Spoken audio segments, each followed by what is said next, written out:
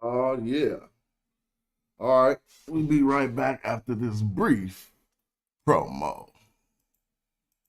Matter of fact, you need your music promoted on my videos, holla. I've been bout my papyrus since I've been in it. Put me in a debate, you know I'm gon' win it. If I scream black power, don't get timid. If I say black city, I'm talking about Kemet. If I say black city, I'm talking about Kemet. Primary research and we done pushed it to the limits. All you dudes finished. The king counting cattle up with brother Reggie. When I'm in Oakland, smoke spoken, bro, they love the Chevy. Back in the day, it was the spokes on the chariot. Long procession when the king got carried out to every spot. Woman looking nice as ISIS. I read ancient texts, so my advice is priceless. Nubian gold, your ice don't entice us. Beating me harder than counting grains in your spices. Your heart was beating, but your brain dead. You're lifeless. Yo, they ain't nothing like us, yo. Don't try to make me mad. Make me smile and say you love me, man. That's real right there. Yeah. Put up a comment, let's go. Main man's advice. Do a YouTube and apologize like dice. On a back fade coming like the antichrist. Egyptologists sent me reading and said that I'm nice. I got a speller with your name on it. I'm like Sargon. You the type of dude wake up in your car gone. Told, cause of the money you owe. Before you stream, you should clean up that humble abode. Like Akhenaten City for my woman in gold. I keep the pseudos running, people coming in droves. You catch me on a live stream with Pan-African James.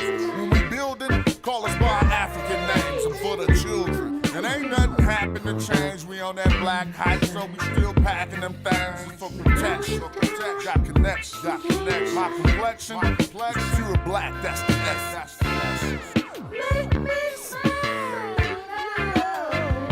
You love me? Show me some love. All right.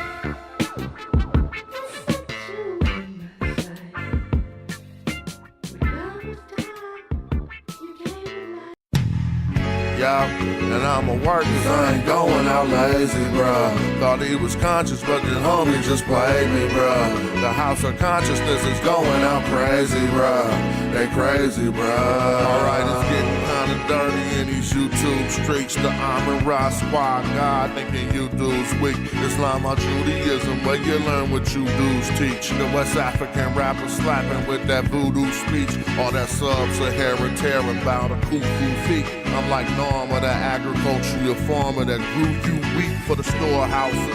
We feed the Hebrews and lead the people when we defeat the feeble. They wanna know polite rip me off, but Sonetta paid me my money though, that mean he 100. And I'ma work cause I ain't going out lazy, bruh. Thought he was conscious, but the homie just played me, bruh. The house of consciousness is going out crazy, bruh. They crazy, bruh. Nubian with the Jews, I rock the pinky. I think Jesus got to save me, a doctor save me, a doctor inky. I cop the copper jewels on blue and red. I'm not the chakra doctor y'all claim woke, but you in bed. You won't pop a chopper, you Grandmaster J. You just talking. Punks turn the other cheek and you will walk away. Y'all gon' have to pardon my Moorish. That's to Harker Bay. I'm on that black African power on my darkest day. And that's my brother Ankh stomping them other punks. We brought them gators to Italy, you loving the Moors. And now I'm teaching from my shrine like Brother Jabari. Scoping the savannah cause I'm on another safari. Tasha K showed us Frank record. Young Pharaoh just losing his mind and y'all can't help him. I know one thing, you're a fool if you're still out here donating number one school, that shit through. And I'ma work cause I ain't going out lazy, bruh. Thought he was Alright, what's up? I just want to get right to this so we can start cooking. Get that information turned up like we do on the Smash Rockwell channel. If y'all ain't seen I did a stream earlier real quick talking about opening up YouTube pages and helping people monetize their page that got good information in their niche. Check that out too, right? It's gonna catch fire on YouTube. But what we about to do right now is just ask some critical questions. Simple questions. First simple question. Well, let me preamble this with saying we can go through all ancient languages, right? And look to see what was the word that they used to represent the darkest hue. We don't have to be thinking about people because colors are natural all over the place. And names for these colors developed in all languages because people wanted to categorize things in order to talk to others and say what they're talking about. So when, first of all, anyone who was like, they didn't say black, that wasn't the word black. Every language has a term to describe its darkest hue. Do we agree? Name a language that don't got a way to say black. So even though we're speaking English, we look into ancient languages and see what their term was, and we see, did they call people that?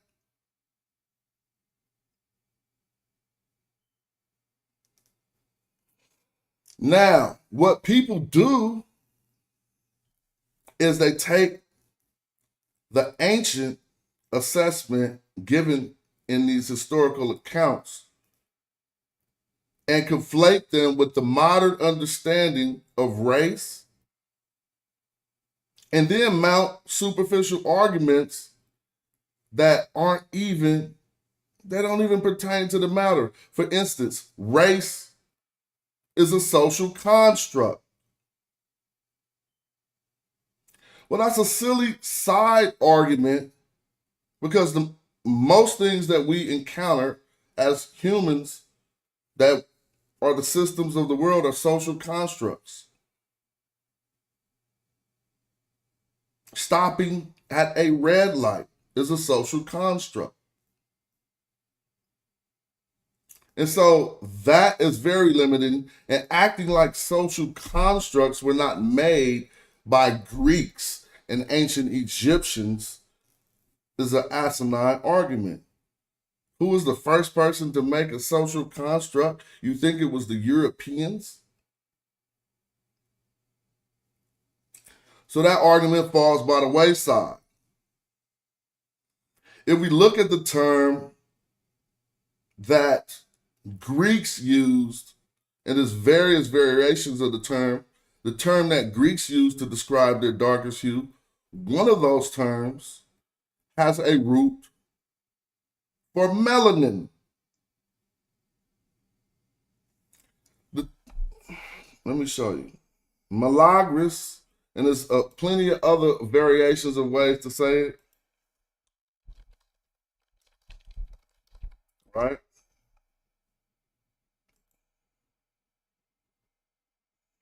Μαύρος. And that's a modern way. But let me see.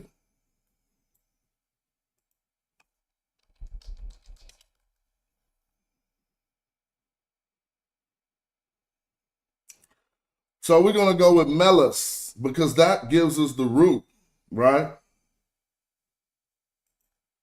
The root to the various terms, one of the various terms that all had the melis root that now we know to be in a root to our term for melanin. So we understand, first of all, y'all can tell me if it's melanin that makes innate objects black. It is not. I think I'm wise enough to know that it's possibly carbon that makes a rock black. But the blackness in a fish, likewise in a human, comes from melanin. Please correct me in the chat if you think that's incorrect. I'm just going off, I ain't no scientist, but some of that stuff is easy to know. A rock don't got melanin. It got carbon, right? And that's the blackness we'll see, possibly in some instances. Y'all can say, oh, that's totally wrong. I'll be willing to correct it and let you come right on the screen and fix that. But that ain't the matter of the subject. I was pointing out that obviously somehow the term melanus and it got attached to dark living things. You see? But first I got Zahi Hawass on the screen with his appropriate nose, who made the statement, think about this statement. Egyptians are not Arabs and are not Africans, despite the fact Egypt is in Africa. Does that make sense? Then who is that?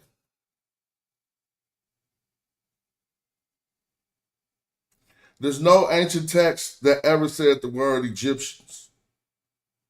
And if you want to break down the etymology of the word Kemet, with what you're trying to get Egypt out of, you're going to get back to a term rooted in blackness.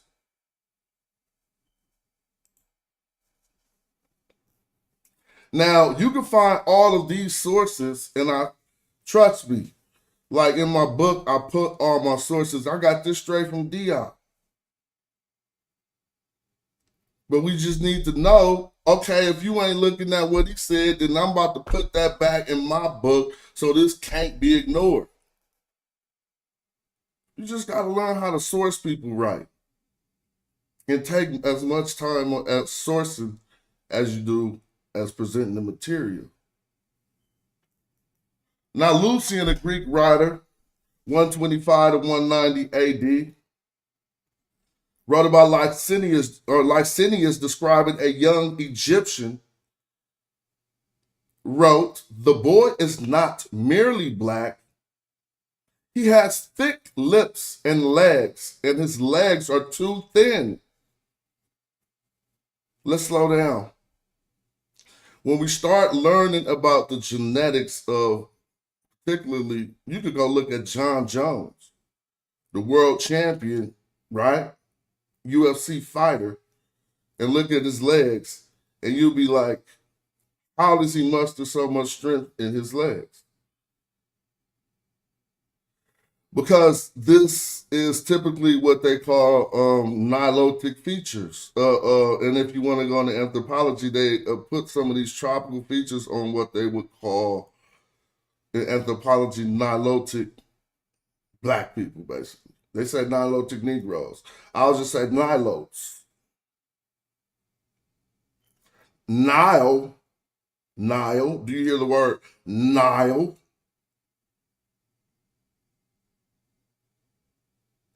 Some people is so silly and said ancient Egyptians were never called Negroes, and that people in the East and the North Africa are not called Negroes. So they never heard of Nilotic Negroes? This would mean, in anthropology, Negroes who live on the Nile. Silly. So this is one Greek writer using the blackness of this boy, as he describes a young Egyptian, also pointing to the thick lips and his thin legs, his nilotic features. What about Aristotle? And here, if we go to the Greek on the term that he used, anybody want to write it in the chat? I know people who watch this show know exactly the term used here. Agon melanus, too black. Can I ask you a question? What in the mind of Aristotle was black? And then what required adding the adjective agon to say very or too black when he discussed Egyptians and Ethiopians? Was that just a mistake?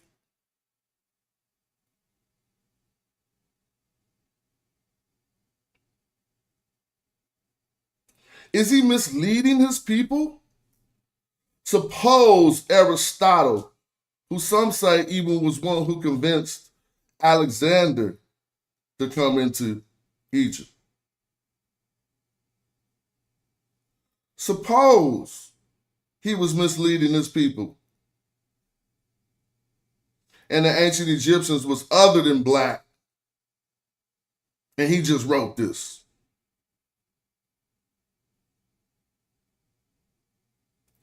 Too black a hue marks the cowards as witnessed the Egyptians and Ethiopians, not in Ethiopians and Egyptians. The first person, people group, he cited as their blackness in their hue being a marks of cowardice. We're not here to analyze what he thought.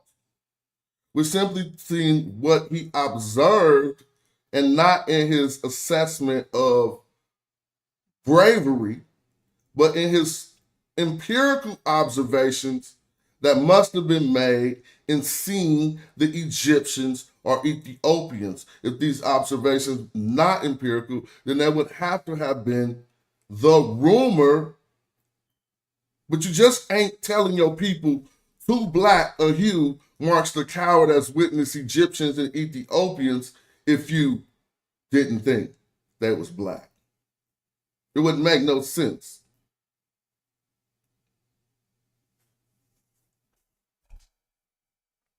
So they be acting like it's just one Greek who said this, two Greeks who said this. They try to discredit Herodotus. Somebody would probably say, Diodorus Siculus is not Greek, in order to discredit this statement. I would not mind that.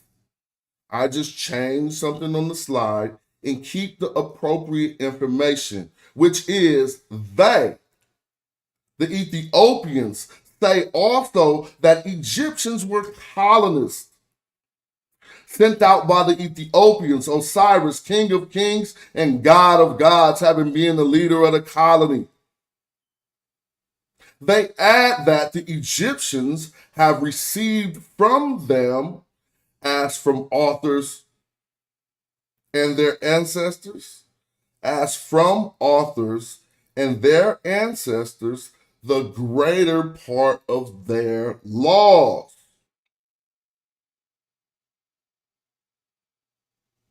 Now they relate that of all people, the Ethiopians were the earliest. Now in his time, people, who is he talking in his time period? Who is he talking about when he say the Ethiopians? People in the area of the Sudan.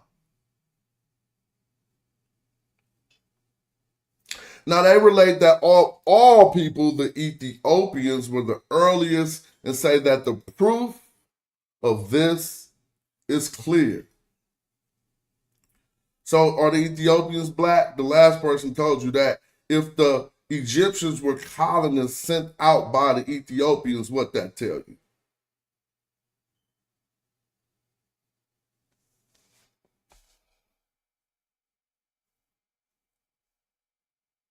We ain't done. Herodotus, we're not even trying to speak on their blackness, use the blackness of the Egyptians to qualify other people. As he writes, my own conjectures were founded, first, on the fact that they are black-skinned and have woolly hair. He's talking about the Colchians. That they are black-skinned and have woolly hair, which certainly amounts to but little, since several other nations are so too. But further and more especially on the circumstance that Colchians, the Egyptians, and the Ethiopians are the only nations who have practiced circumcision from the earliest of times.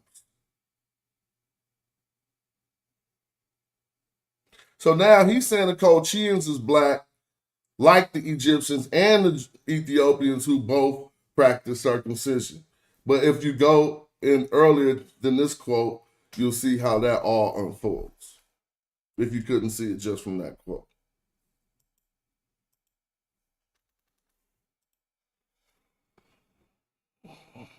Amanianus, Marcellius, or Marcellinus, right? Oh, hold on.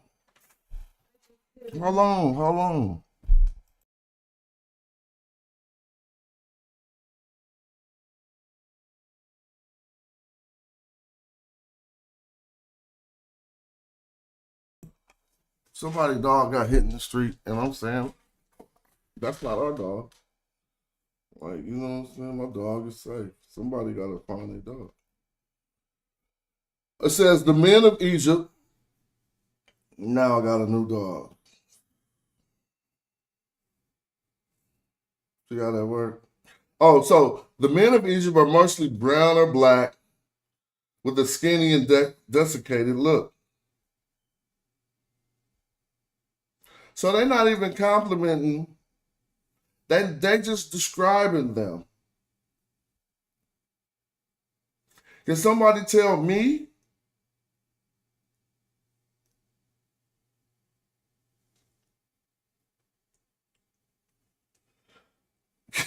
Can somebody? I hope he be okay. You know, my wife gonna tend to that dog. It says the men of Egypt are mostly brown or black with a skinny and desiccated look. So what are they talking about?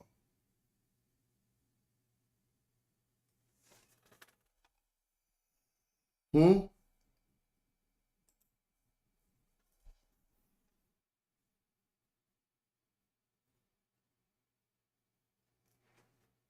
Oh, what? Diogenes Laertius. I'm sorry, Laertius or whatever, in Lives,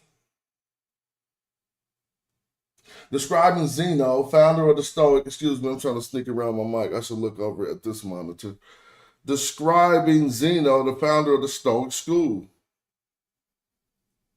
Apollonius of Tyre said of him that he was gaunt, very tall, and black, hence the fact that according to Chrysippus, in the first book of the Proverbs, certain people called him an Egyptian vine shoot.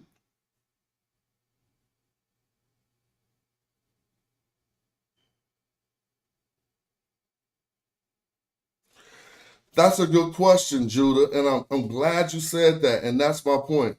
They are definitely not necessarily using black as a race identifier. They're more or less describing how the people look, right? But by default, they put a nation or a particular area of people and a color together, which would cause us to think they're talking about race. But they're not saying the Egyptians are very tall and members of the black race. They saying they black because that social construct had not necessarily been developed yet. Some could argue against that or put up facts to help that out, right?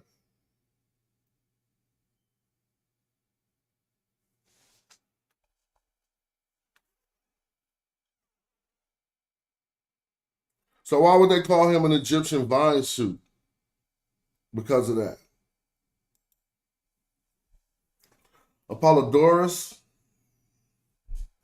Egyptos conquered the country of the black-footed ones. So just their feet was black because they walked in the soil. Just their feet was black. And he called it Egypt after himself.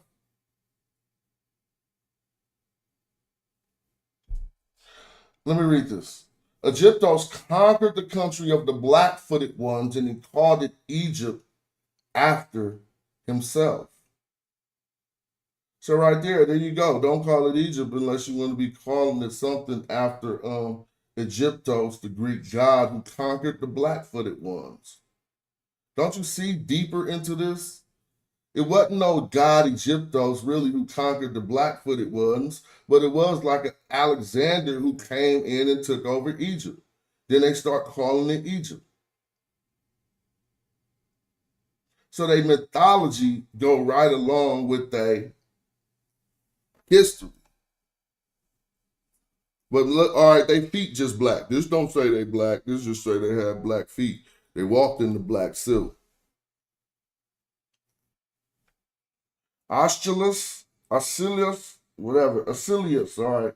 It says, in the subplants, Danios fleeing with his daughters, the Danaids, right? And pursued by his brother Egyptos with his sons, the Egyptides, or whatever, who seek to wed their cousins by force, climbing the hillock, look out to sea and describe the Egyptides at the oar, afar off in these terms. I can see the crew by their black limbs and white tunics.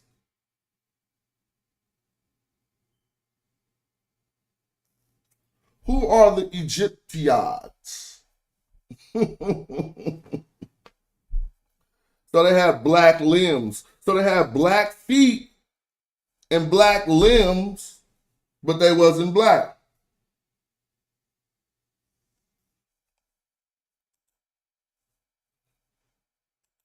And look up these sources and do the knowledge and add them to your presentation. It's like especially since they're trying to take knowledge out of the schools right now, they're basically giving it to social media. So what they obviously gonna do is first ban it in the schools, then they're gonna get on social media and be like, oh, you can't say the Greeks said the Egyptians were black.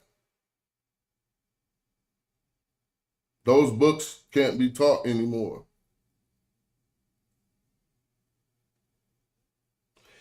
He compares the herdsmen of the Delta to the Ethiopians and explains that they are blackish like half-castes. Achilles Tatius of Alexandria. All right. He compares the herdsmen of the Delta and explains to the Ethiopians and explains that they are blackish like half-castes. Interesting. Blackish. Excuse me. All right. So there's enough evidence showing Greeks called themselves black. Right?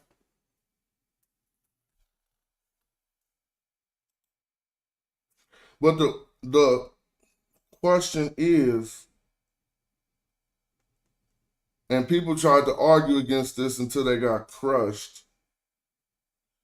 The question is, why did the ancient Egyptians call themselves black? Let me find my own presentation.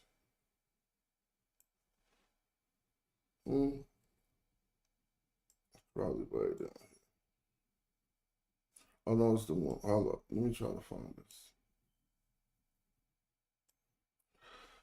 Oh, anybody who ever argued that the ancient Egyptians didn't call themselves black got ran off YouTube. Dang, I don't know what's going on. Oh, did I move it up here? Let me find this real quick. Excuse me.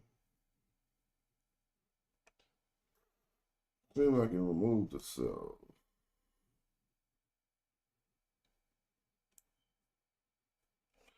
I mean, we show this over and over again. Anybody who watched my channel has seen this presentation hundreds of times. But it want to go hide itself for right now. So I don't know what's going on. Give me a second. Who just be sitting around putting together presentations and don't go present them? I actually present them on YouTube. But I do need to go out into the world, to schools, and hopefully get to some universities or whatever and get that popping, man. Are you serious? Oh, I'm tripping. It was right up here high. My bad. So now, I'm taking y'all back to the beginning, man. When we go into the metal nature, we know this for certainty, that the way they would say black, their darkest hue, is Kim. You see it illustrated right here. They're naming out the different colors of these cattle. There is Kim. So we see that. What color is that cattle? Black. It's just that simple. See? What color is this one? People who know the glyphs going to tell you red. What color is this one? They'll say white, bright, or shining. Color is this one? Speckled.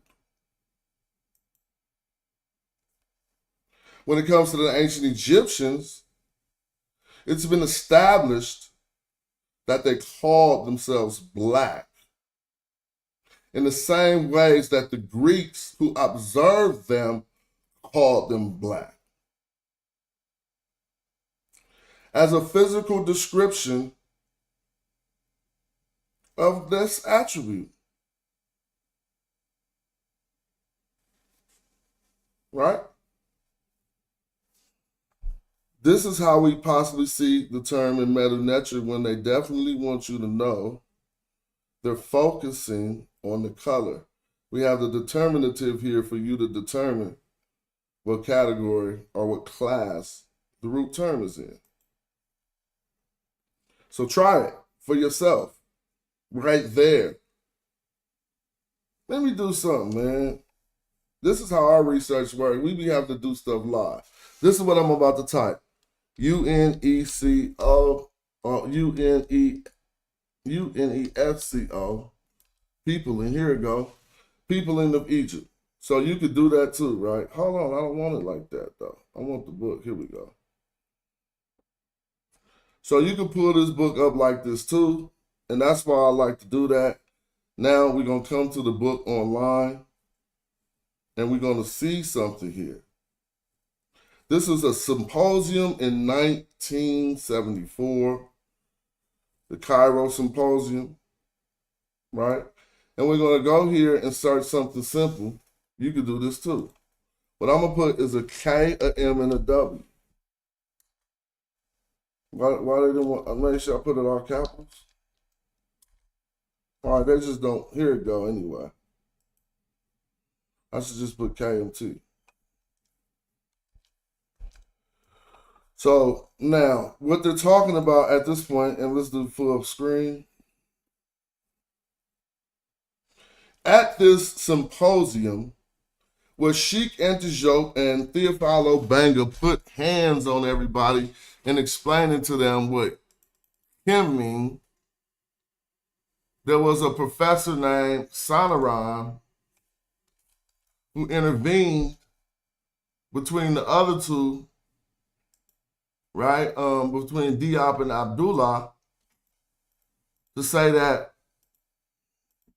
hold on, let me settle this argument. And he's like, Kemet, they wouldn't have said Kemet to you to say black people. He told us how ancient Egyptians would say black people, right? Oh, I'm tripping, I ain't searching it right. He said they would have said Kimu. But we're going to find the quote. Here it goes right here. See? So it appears to be on page 82, but it says 77 up here.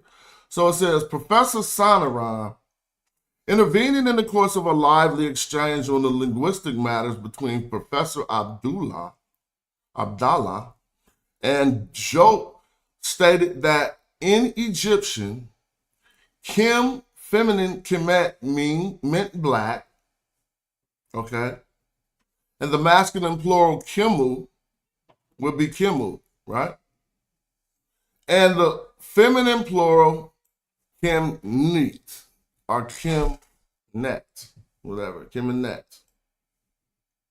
The form Kemet to you could only mean two things: those of Kemet or the inhabitants of Kemet. And notice he put the black country. He didn't say anything about the soil. He's saying the black country in the way one would say the Sudan mean the land of the blacks. The black country. Now watch this. It was a derived adjective Nisba form from the geographical term which had become a proper name, and it was not necessarily felt with its original meaning. So what was the original meaning? Back in the 12th dynasty when they was establishing Kemet. See? The original meaning being the black country. Now check this out. To designate black people, the Egyptians would have said KMT, which is Kemet, right? Kemet. That's what they would have said. Don't that word sound familiar? Kemet. Have you heard that word before? It says to designate black people, the ancient Egyptians would have said KMT or KMU, right? So that's what they would say to designate black people. What would the Greeks say? Malagras, something with the melas, M-E-L-A-S, with whatever different suffixes on there. The ancient Egyptians would say Kemet or Kemu. Kim when just talking about black, the color. But when talking about to designate black people, y'all see that? The Egyptians would have said Kemet or Kemu, not Kemet to you. Now let's read further, because I'll support what he's saying and debunk his second sentence. And anyone could do this because he said this 50 years ago, but he was right. Right? And we're going to see how. In any case, this is the part where his limited research, because of the technology he had at the time, it betrayed him. It says, in any case, they never used this adjective to indicate the black people of the African hinterland. We've proven that to not be true. Whom they knew from the time of the New Kingdom onwards, nor in general did they use names of colors to distinguish different peoples. Now, the way that this needs to be addressed is, we found the text. First, I'm going to address it from his last statement. We found a text where ancient Egyptians say, you look like the great black Nubian. Let me pull that up. Right? File Explorer. I got to go into my screenshots. Let me pull that up for y'all, because this is what we do. Matter of fact, it's right here. Come on, man. We keep this on deck. Don't even come on the show trying to say nothing. You get it put in your face. You could be on this big screen right here. I'll put your face really big and you can debate me. I'll stay in hologram mode. You feel me? Debate me. Tell me this don't say the great black Nubian.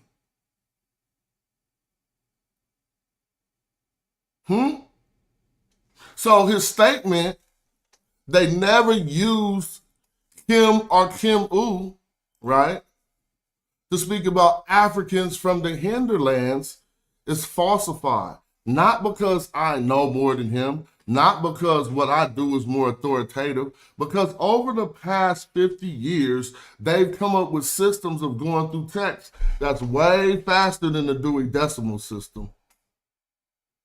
So he just didn't come across this text in his existence. But this definitively proved with a primary text that they used Kim and even put, now, I need to wind this down for y'all. What does this say right here? Kemu.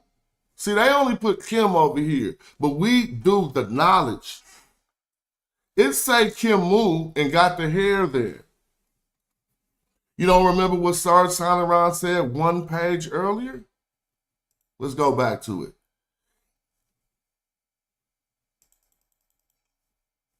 So you see a scholar getting debunked by a rapper right now, right? If you would limit my knowledge and my research to that, let's do it. You see that's happening. Look. What does he say?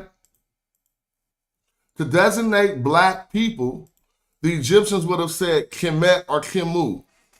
Let's go back. And then he say, in any case, they never used the adjective to indicate black people from the hinterlands. We found a black person from the hinterlands, Nubia, being called Kemu.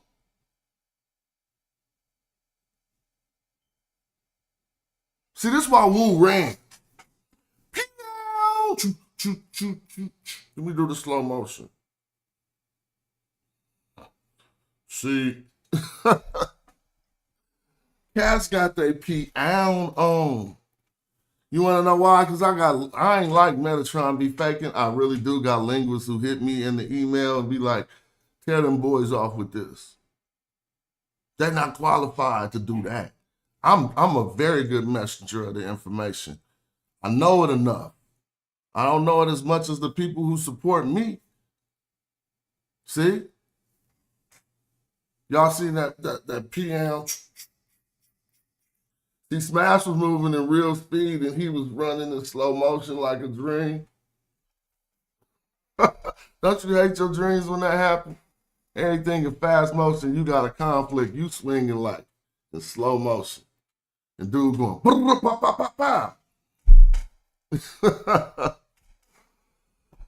I hate them dreams. Hey, you can learn something, champ. This the Smash Rockwell show where all champions learn. Have a seat, man, Deacon Molly. Peace to you. So never let nobody say, but they didn't use it for the... No, he wasn't making a mistake, Venom. He gets all the credit. He knew what he was talking about. What happened was he had not came across a text yet that said this. See what I mean? I'm not taking nothing away from Sir Sanaran, nor Diop, nor Abdullah, who was saying it don't mean black. It was different levels of knowledge in the discourse. If somebody say Kemet don't mean black, all they doing is revealing their knowledge to you about the term. They not showing you they got some extensive research on it. So when he said they never used the term Kim or Kemu, which we got right here, PM, sources make cats run. That is falsified, right? But let's stop because that also speaks of old. It speaks back to what he said at first. To designate black people, the Egyptians would have said Kemet or Kemu, not Kemet to you, right? So if we go look at this text, a facsimile of this primary text, we see he said Kemu. So what was he doing? Designating black people. See? Now let's talk about how color adjectives can be used as nouns. You nominalize it. This is the grammar of what we've been showing now. And how do you nominalize a color adjective? Few ways you can form a nisba out of it. Or you could just add a uchik, and the uchik will take that adverb or a verb. And that's in a verb sense, it will be changing into a different verb class, right? But in the sense of this, we're also, since adjectives are still nouns, we're just taking an adjective just like we do in English all the time. If we playing chess, you say, you black, move. The individual isn't black, but his pieces are black, right? And you took a color adjective, made it into a noun, and told him to move. You're the black pieces. So in this instance, all they had to do was add a "u," right? Kemu gives you one who is, and then whatever the root term is. See? If you would have formed a nisba out of it, you could say the same thing, but some take advantage of the nisbas and say one related to black. This ain't that. This is why we've been stepping up our grammar teachings on this show, because when we step out of them grammar teachings, now you got choo, choo, choo, choo. Now you better. Can't nobody argue that when they put the "u" here, after I just showed, Sanaran show that this "u" suffix represents one who is.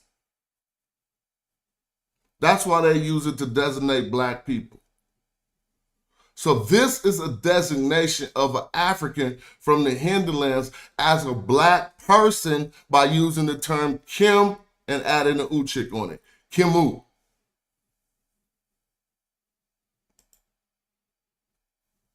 So now when we go back to the presentation, you can see not only did I find just that one person, but we went into the text and found out that Kemu was actually a personal name. Kemu.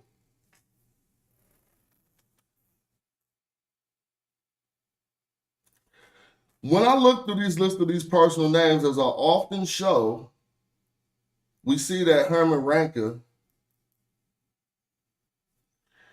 he itemized these as physical qualities. We don't see it on here on these 14 attestations, but we're going to see other terms that start with the root Kim. You can't get away from this one because it got what we see as the hieroglyph. Someone asked, well, why I got the "mu" for water? Well, you don't got to really ask that. All you got to do is look at other renditions of how he wrote it. So the name was Kemu, and this is just rebus. Kemu. Right? They want you to trip off how it sounds. So how do we abandon the blackness then and disassociate it from that whole nation of people when they use the same root? See, if your personal name was Kemu, right? And then you could also be, let me see the rest of the names. They're probably hella farther up. All right, yeah, it made me do all this. Hold up. You could, why did it snap into this mode? Here we go. You can also be Takimi, right? The dark female one with a demonstrative pronoun and an attribute. You tell me the question for this show is why were the ancient Egyptians calling themselves black, and why did the Greeks call themselves black? My short answer is because it was a physical quality, an attribute. And you see this on the screen. This ain't my work. This is Herman Ranke's work. Check the references, right? He said it was a physical quality.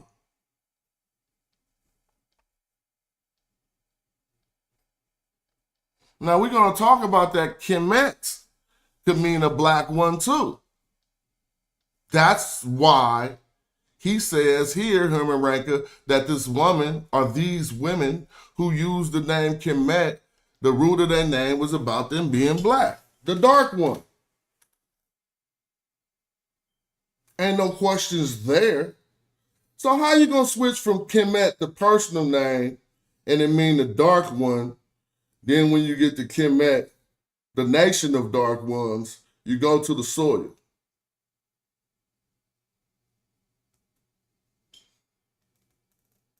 I don't get it.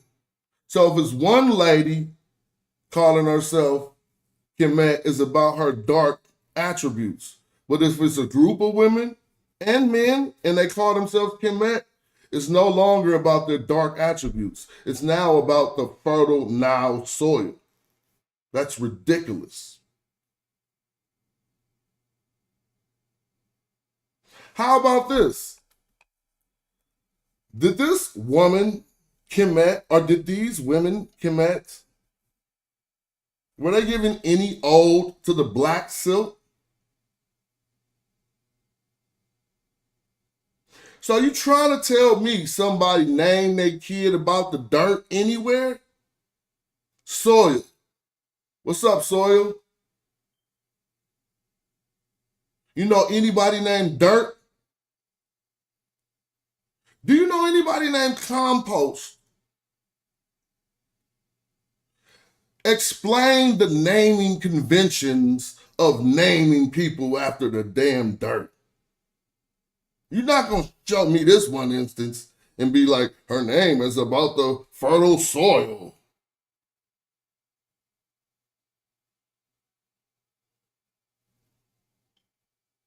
I hope that dog doing good. My wife now just adopted a new dog. I'm with it. I'm totally with it. But I'll be against it, though.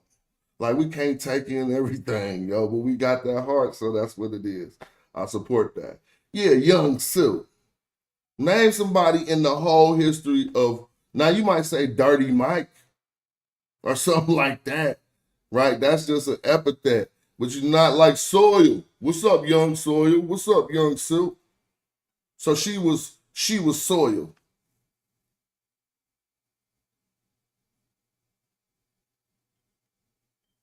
Not nonsense.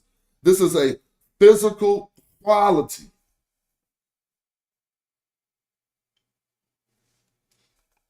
Don't let nobody ever in their whole life tell you ancient Egyptians didn't call themselves black, and don't let nobody tell you the Greeks didn't call them black.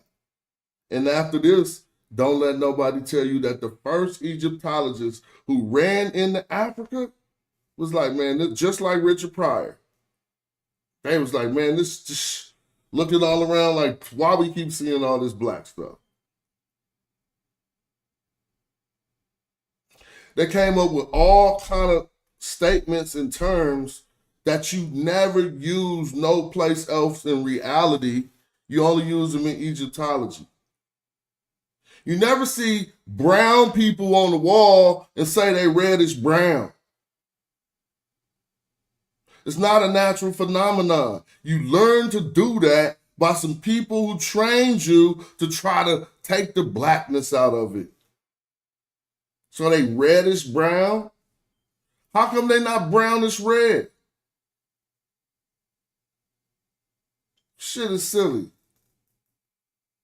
Now, some opponents, excuse my language, some opponents of this view who've all ran and scattered and they just gone now, some opponents of this view would argue, well, there are other definitions for the term Kemet. How do you know that they're using that one?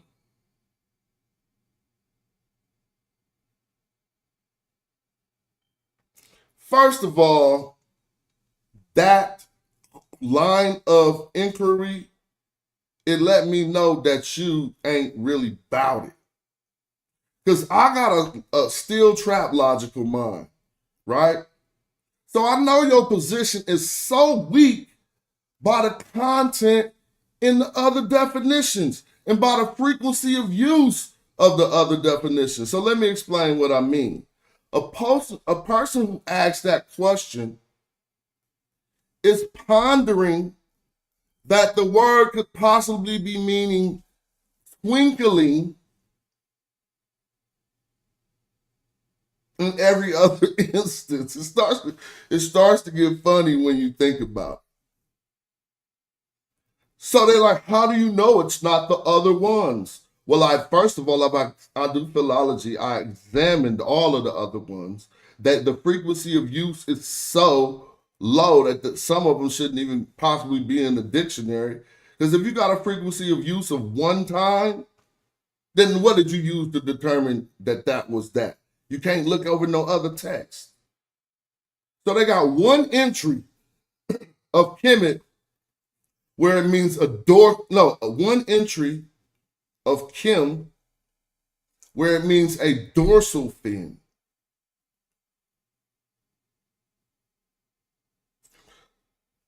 Back to how silly and asinine that argument could get when you know the information. So you trying to tell me you think these people was named Kemet and it meant a dorsal fin? What's up, dorsal fin?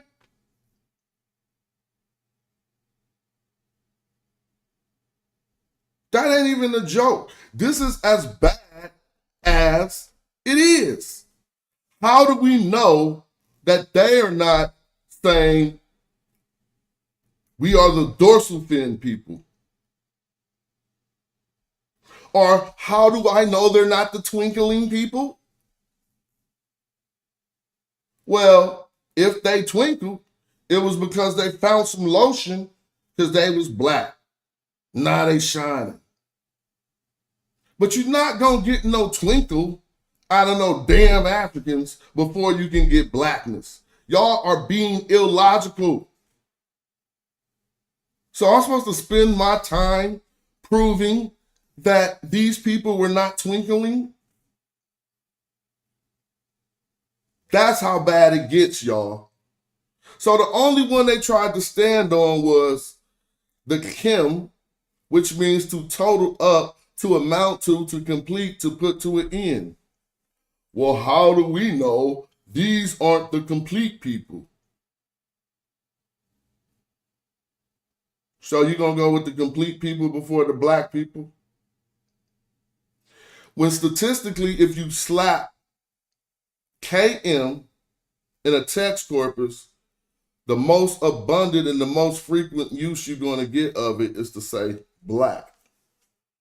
So the statistics are on the side of the argument that the KM that they used was black. But I went further than them because they said so much stupid stuff. Let me go find the quote.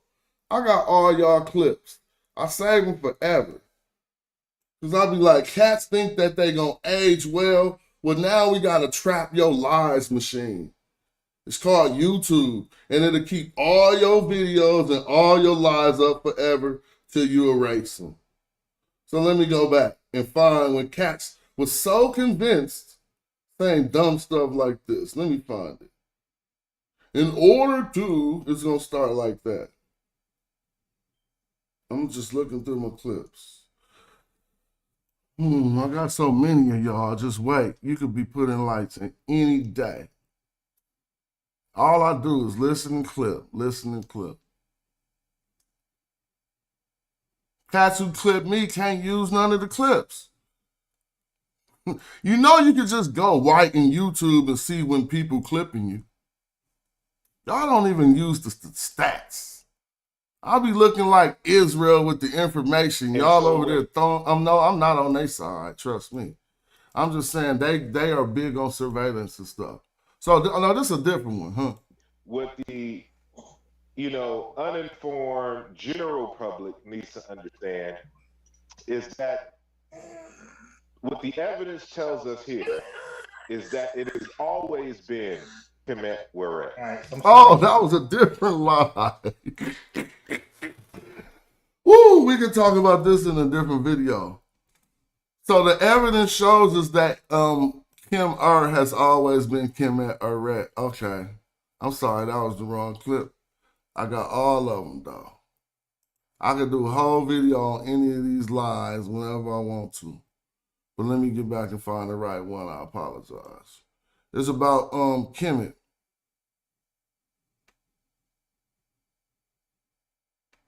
But I clipped it so long ago that I might have to go through 15,000 if it takes too long. Well, no, we need to listen to this. Y'all be patient. We chilling. I've been talking for hella long, so you need a break anyway. Grab some water.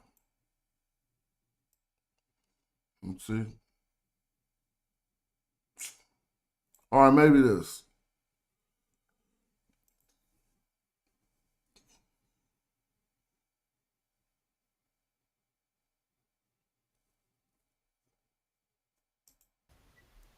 So you would need a separate, you know, you never see, you know, Ramech Kim.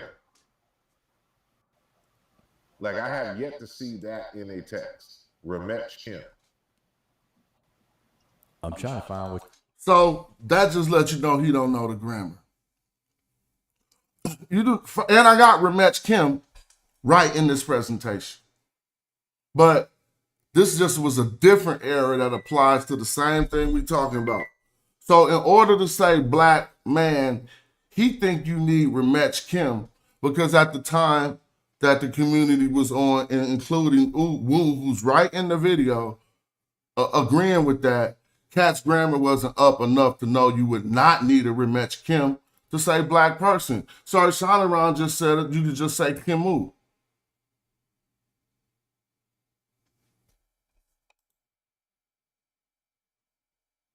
As they sit here and continuously try to prove that ancient Egyptians wasn't black or didn't call themselves black. I apologize. We're looking for. If I scrub through, if you see it, let me know. So hold up. I'm gonna go back to my thing. I don't want to decourse. I want to go off course. Right? So answer the question just for this new video. Why, if you don't believe that the ancient Egyptians were black, Kemu was one way. There's also other ways to say it. And Kemet even works. This is why he said they would have said Kemet or Kemu. But the video I was looking for is when Asar was like, you'll never find it with the hieroglyph. Who remember that era? So how do I be getting it in harder than y'all? You can't never see me on YouTube saying, you'll never do this, and then somebody just do it.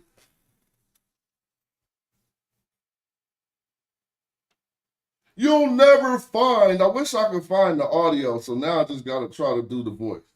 You'll never find it with the hieroglyph. I've yet to see it with the hieroglyph. If we found it with the hieroglyph, we could definitively say that they're talking about blackness.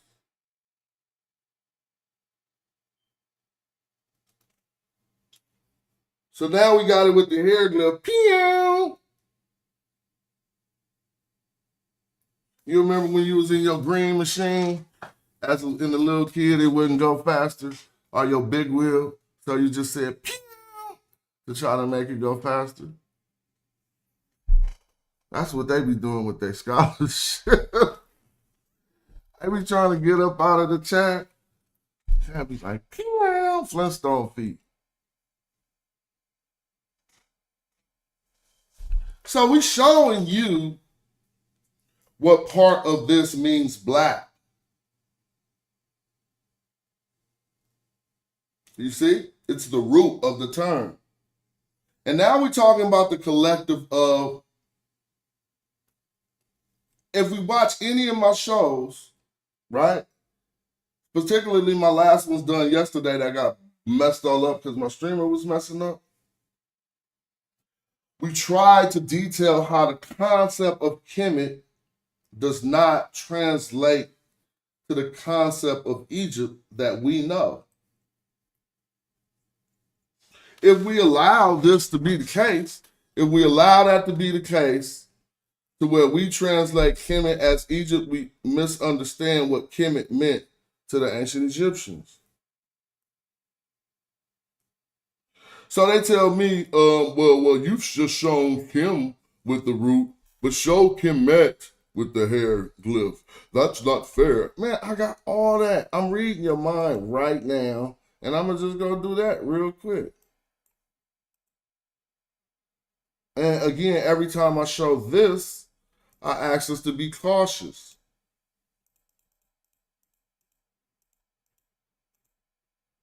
first of all, hieroglyph on a Kim in the name of the black one, Wasir, Osiris, right? So they're going to want. I showed you the hieroglyph on the people, the common everyday people whose name was Kemu. That also means one who is black. Now, if we come here and this is a source from the Vertable, right? If we come here and look, do you not see Kemet with a hieroglyph?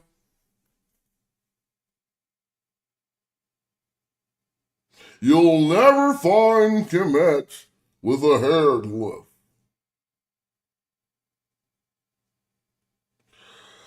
All right, so yeah, you're right. That's not you would possibly be right. And the proof of that, that was a good observation. But I don't think I ever said that T was feminine. Maybe you reading something somebody else shared. Let me show you why you're right, and we're going to show the other people why Bam Sue is 100% right. Let me go back to the last presentation. In the name of the woman Kemet, as Bam Sue just mentioned, that's not a feminine T.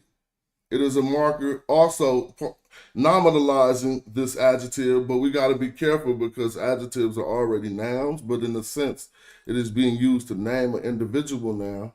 So let me go back to her name and let's break this down.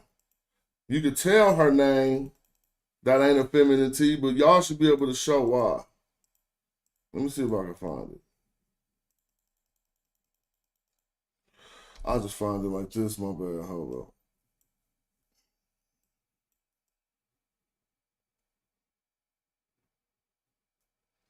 Tell me why. There's more than one way to know that this ain't a feminine T.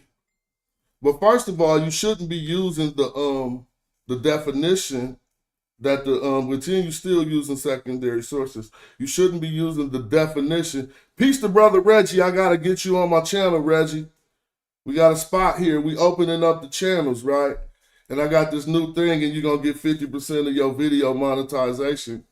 You know, we doing this rent my page thing, but you ain't renting it. I'm just gonna put you in there.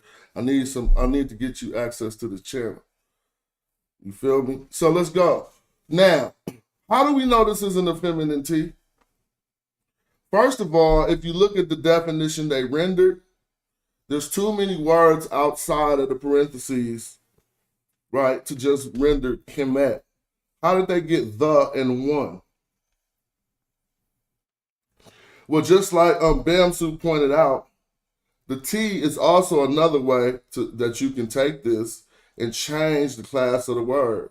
From now, this T basically represents, it makes this an entity.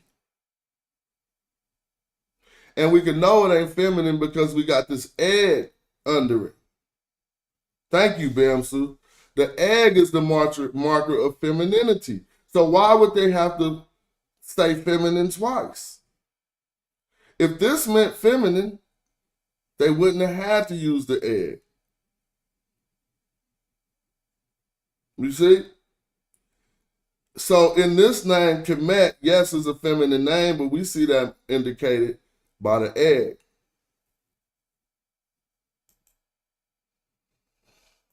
Right? So again, we've been through these questions, we asked them before, and also we could possibly entertain whether the Coptic Kashme is a cognate with the Kim complete, because you got a K and M word, even though it got this other sound in it. We got a K-M word in Coptic that means to complete.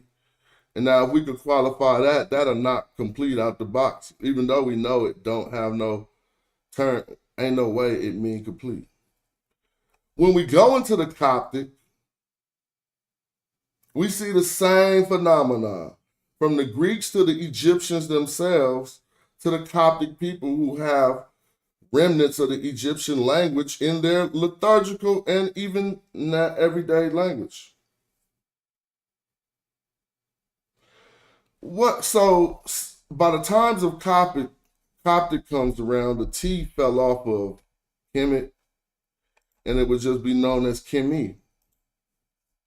Now, to understand what I've shown over the past, these presentations are old, y'all. Some people just hard-headed and my reach ain't that far, right? And so I have to show them to my audience again once I've got new people. If y'all look at these definitions here, you can clearly see Cam means black. Kemet without the T, because the T fell off, they all mean black. Here go Kemet, the black land, and land is in parentheses. Because they understand from the Kemet, from the Kemet. They understand from the text that it goes beyond, there's no word even to say land in here. You see land in parentheses, y'all. Do you not see land in parentheses? Now, look at this. To become black. But when we go into what I often show, the Coptic dictionary, this one, it gets daunting for those people who try to hide the blackness of the Egyptians, make it political, then come on my post and say, so what if they're black? There's no need to politicize this. I just kept my cool and say, I understand your concerns about not making this political. However, this issue has been made political far before African Americans and black people made attempts to reclaim the blackness of the ancient Egyptians. As a matter of fact, in the 19th century, Egyptologists went far out of their way to discredit the blackness of the ancient Egyptians.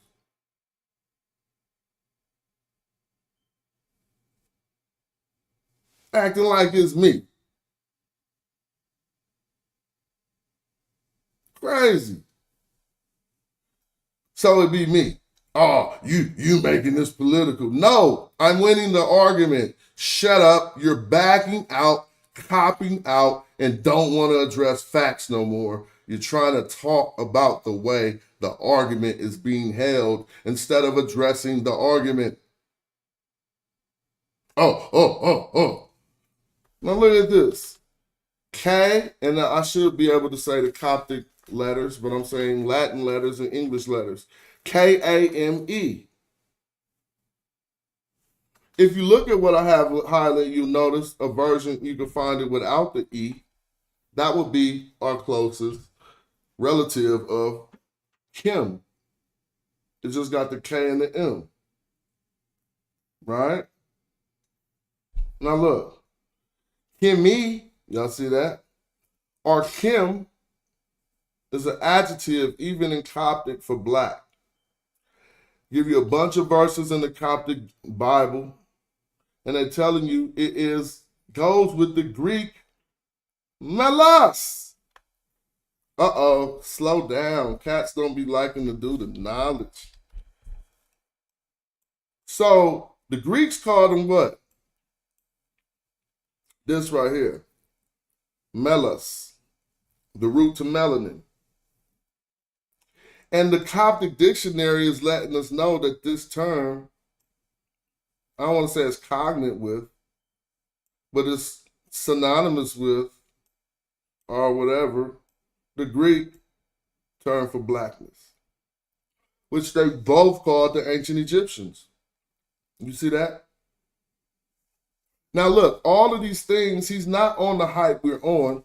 So he's telling you all of these different things that are described with this adjective. You see here, this is the part of the dictionaries we be skipping over. So then when you run into Smash, you get the brakes beat off you because everything that looked like scribble scrabble was what you were supposed to be paying attention to. So in this attestation here, we find it used to say a dog is black. Obviously, in this attestation, a horse, that probably should say foal, but it says foal. A bull, sheep, whatever foal is, that's probably foul, whatever. A bull, sheep, a snake, a raven. These are all animals that were described as black using this term. Right? You can continue, and he keep giving us the sources and going in it, rarely without the Coptic in. As we see, iucom or whatever with something missing. And he keeps on going in. Now look, so with some names. Uh-oh.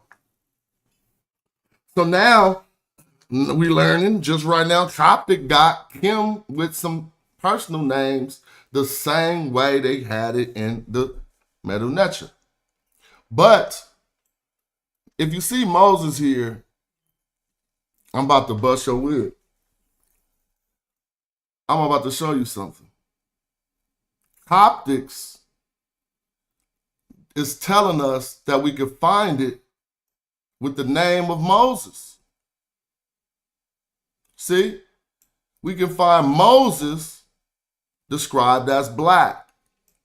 All you got to do is go to Google and see, is this true, bruh? Watch this. Moses the Black.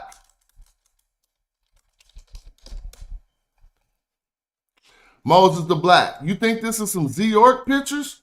No, this is Coptic. Moses the Black. Now let me ask you a question. When it say Pepi Ankh the Black, you say, oh, it must be a title, like you start doing the magical metal netter dance. It must be a title, right? But when we see that in the Coptic dictionary, they're using the same terms and telling us, look, they used that for Moses. To say Moses was Moses the Black. Was this a title, or was they saying Moses was black? Well, the other way to say it is Moses the Ethiopian.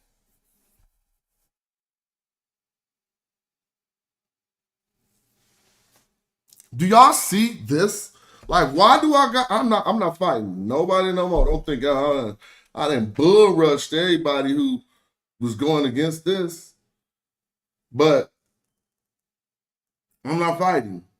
So the thing is, I hope we can just clearly see that they're calling him Moses the Black, and another name for that is Moses the Ethiopian. So is black a title? Or did black, it's still Kim. See, this is the Coptic.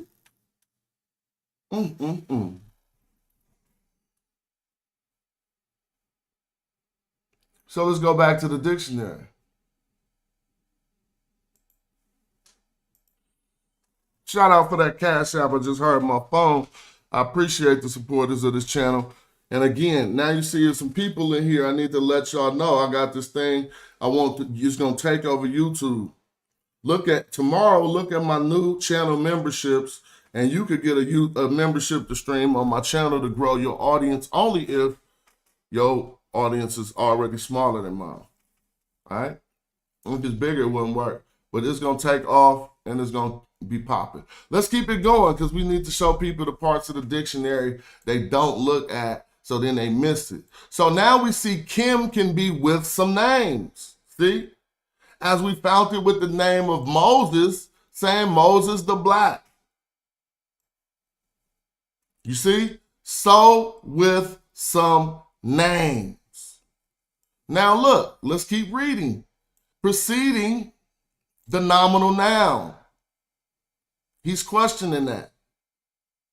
We don't ever really find it preceding the nominal noun. We normally find it after, in the adverbial position. So maybe he's saying, does it go right here? But you see, preceding the nominal noun, and he's going to show us other places where they're talking about black magic. And then they talk about a ruddy and black-eyed person. So in these instances, the com is at the end right here. In com, remember he said rarely without the N. In com, and then the suffix is letting us know more about it. This is how Coptic works. Right? It's letting us know more about it, but I don't know what more. I ain't been training Coptic in years. So in Sahidic, Badarg, and Fayumic, we can have it as a nominal noun for a male or a female. See? Let's not play ourselves and run up on people who reading the parts that you don't be reading. What that mean?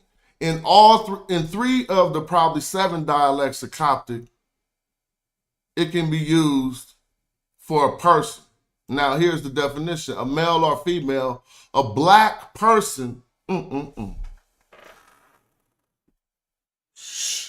I was debating myself right now, I'd get up and walk out the room.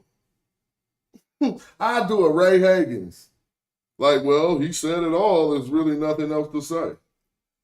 How could you see this and say Kemet and Kim don't got nothing to do with black people? You got to be an idiot, actually. And you really just only want some views or something. Do you know the Coptic language was formed in Kemet? Because of the occurrence of outsiders that couldn't even all the way get with the metanetter, they made a little new script. Don't even think the Greek script. Well, you could say that. They added 7 characters to the Greek script. I don't want to challenge that right now. So they added 7 more characters to the Greek script and came up with the Coptic to help them pronounce some of the sounds that wasn't in Greek, like the Jenga, the D and the J. It's called a Jenga in Coptic. That is one of the glyphs that was not in, they didn't have that sound. So they created the Coptic script to help them say Egyptian words. So when they seen these new symbols, they knew to make these new sounds that they wasn't used to making. So if we go back to the definition of what he's talking about, and they got all of this stuff about Khan, Kimi, Kam, Kimi, all of the different renditions. And he tells you all the animals that they can be used. He shows you it can be used with some names, right? And then he comes and shows you, look, man, in 3 of the dialects, you can just have it nominalized, right, for a male or a female, and it says a black person or a thing. What is there to argue?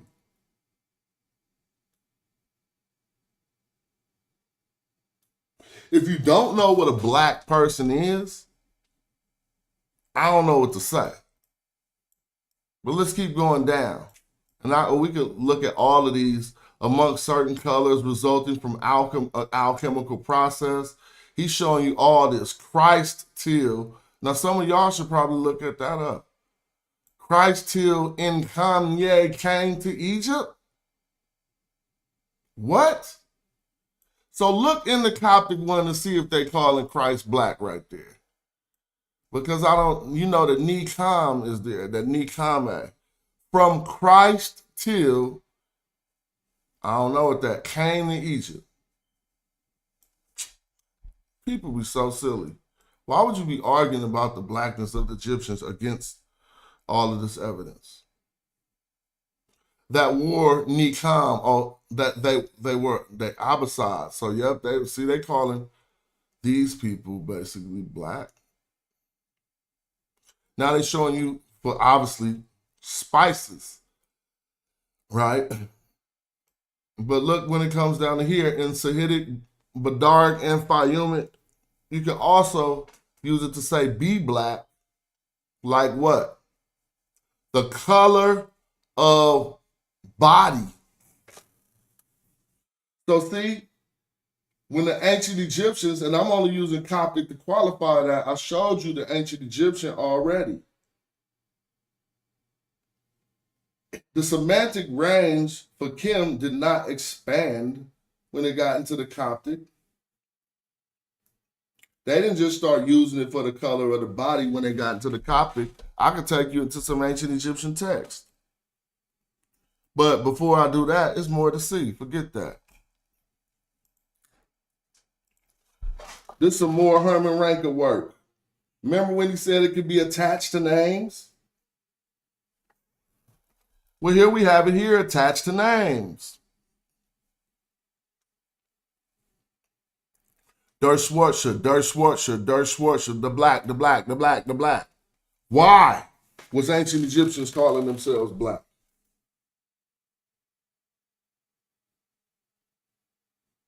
Was it because they didn't appear that way?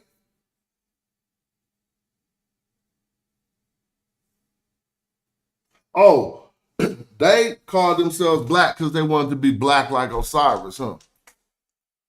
It's nonsense.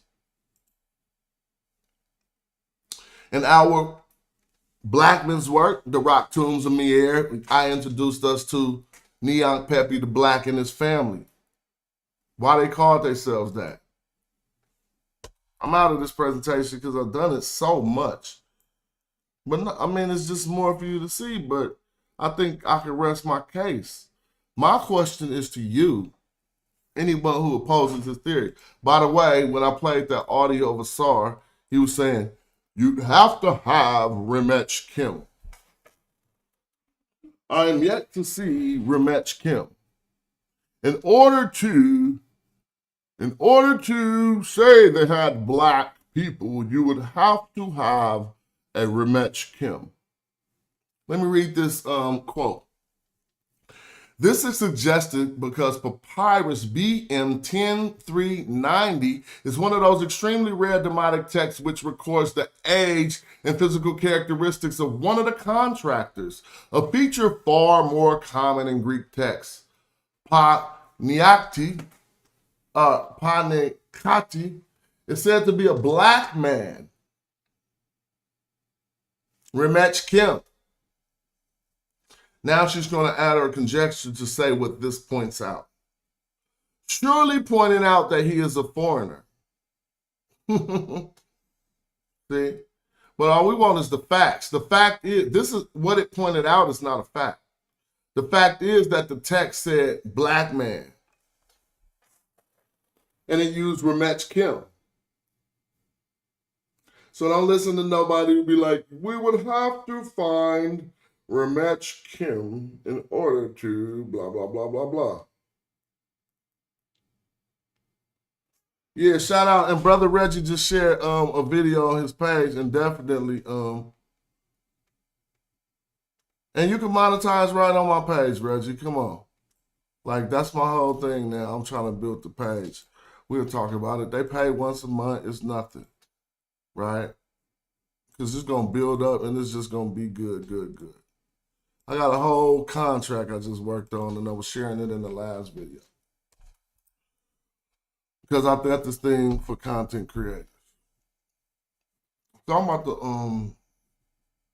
open up a chat. Right? See if anybody wants to say anything. But I would like you to know that it don't even take hella hours of that stuff no more. We got to the most definitive sources that beat the brakes off them. There's nothing that I presented can be refuted today. The information is solid and is qualified by scholars. I wasn't showing y'all my work. I was showing y'all my presentation. My work was the research to put other people's work together to show y'all what y'all had not seen. I can take credit for that. I cannot take credit for doing the actual work. I didn't dig in no tombs. I didn't see no tombs. I didn't see that first. They seen it first and said, these people saying they black. What y'all got a problem with that for? Now that I'm going to come on here, I'm going to come off here like that.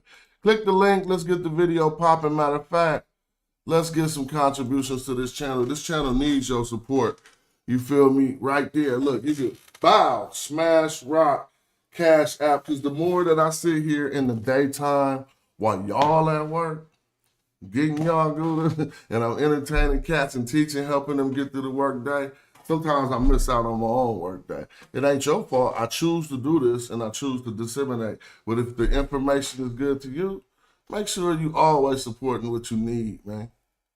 Straight up. And I appreciate Cash App that I just got. Let me tell the person who that was. Donate, don't hate, man. Kick in. Let me see.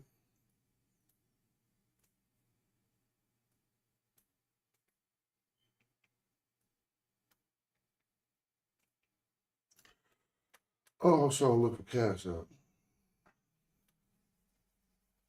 So I can say some thank you. And we're going to keep it popping. Hit the link if y'all want to build. Who is this latest? Thank you. Oh, D. Thank you, D. Wonderful. Thanks for contributing. You're a consistent contributor and it's appreciated. We got the big brother Reggie Marbreed and hit the link. Uh-oh, we about to get it in.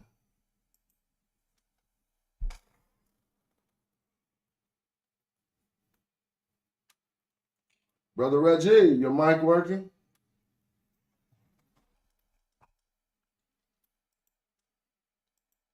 Peace to you. We waiting for your mic to get right.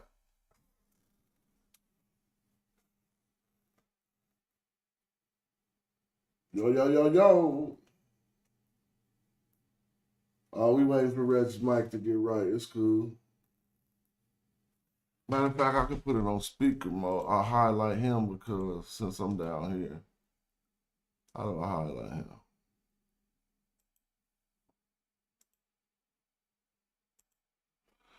Yo, Reggie. Dang, I wonder why the mic ain't been working lately. Now, which one of y'all gonna look?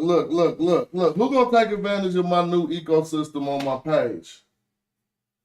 Which one of y'all is trying to build a smaller page that will give a contribution to this page in order to be able to stream on here what you want to do?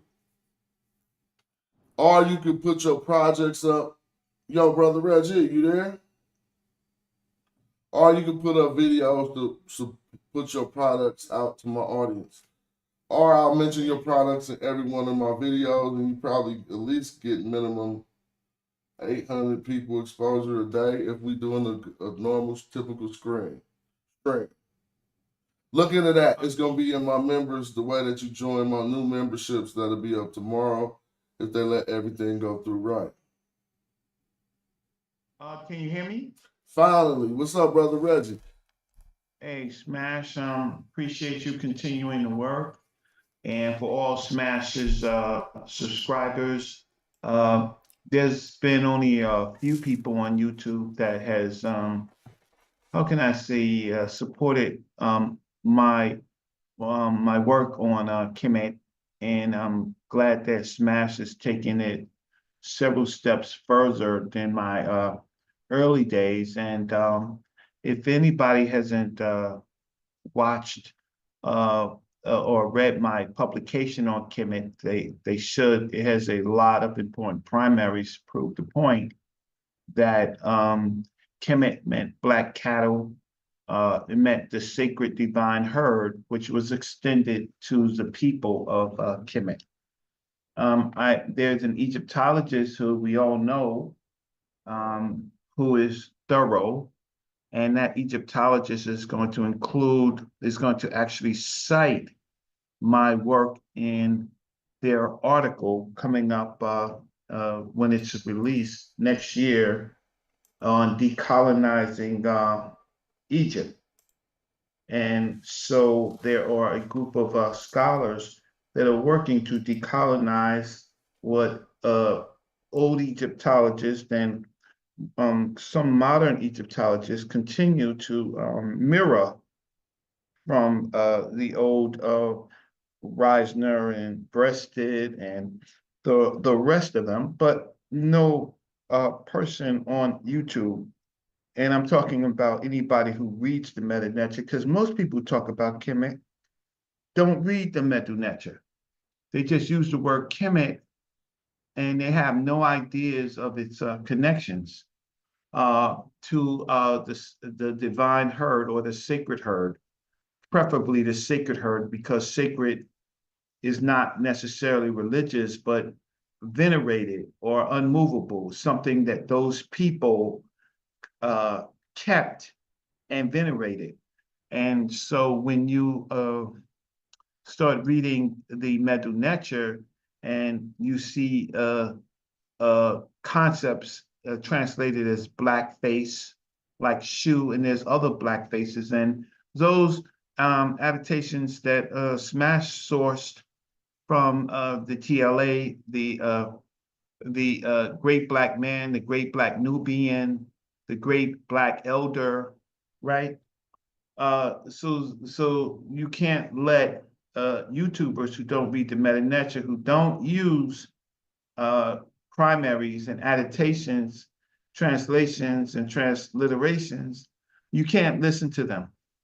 And you certainly can't listen to Bible people. And I found that out recently without going into it, but I think a lot of you know pretty much what happened. Hey, real quick, That- Reggie, do you know that your Yeah. camera's not showing? Yeah, I know. Oh, okay, I didn't know if you knew. Keep going. Yeah, I know. I'm clicking video and it says camo, so I don't think that I put in my let's try it this way or change it, right? Okay, so since people want to see me, thanks. Yeah, I come on the screen too every now and then. I just don't smoke on camera, so keep going. Right. So the issue is that a lot of Egyptological work is connected to biblical people, not all of them. And if they're not connected to biblical people, they're connected to people who are biblical, who who have this old concept of these black white people in Egypt, in not in Egypt, in Tawi and Tameri and Kemet and Henu, right?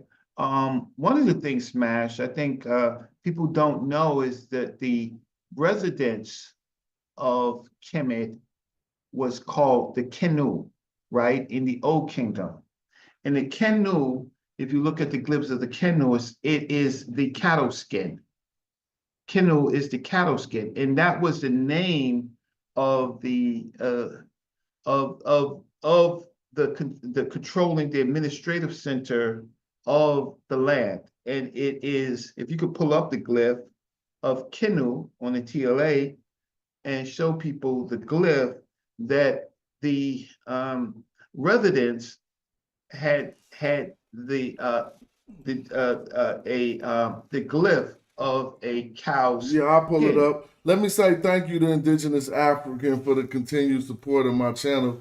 That contribution means a lot. This month is going to be one of the best months for my channel. And so I'm trying to see how good I can make it. Like, you know what I'm saying? And so if I could get up out the hundreds column into the 1,000 columns, it'll make a lot for this channel. And that's just the growth. And I'm being transparent about the growth that I'm trying to do. And so those contributions like that, Indigenous African, are much appreciated. And I respect that. Go right ahead, Reggie. Yeah, so so what we have to go into, the glyphs help us understand the thinking of the people, not people's interpretations. And what Smash does is Smash shows you the thinking of the people using the language.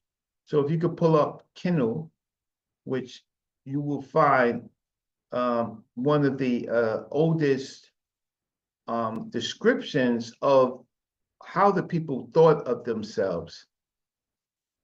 I think it's X and W. Or you can just do the search for residents. Okay. Now, And let's see if this qualifies what you're saying, which it surely will, but I'm just showing people how we do it. We're going into... if it's not there, if you don't see it there, just search residents. All right, yeah. I should have put a capital X, I think. Hold on. Yeah, try that. I have a headache today. I went to court or something. And show the glyphs. There it goes right there. So which one, interior or residence? Residence. Residents, yeah. So in the Old Kingdom, this is how they talked about where the Nosut video, the Sarah,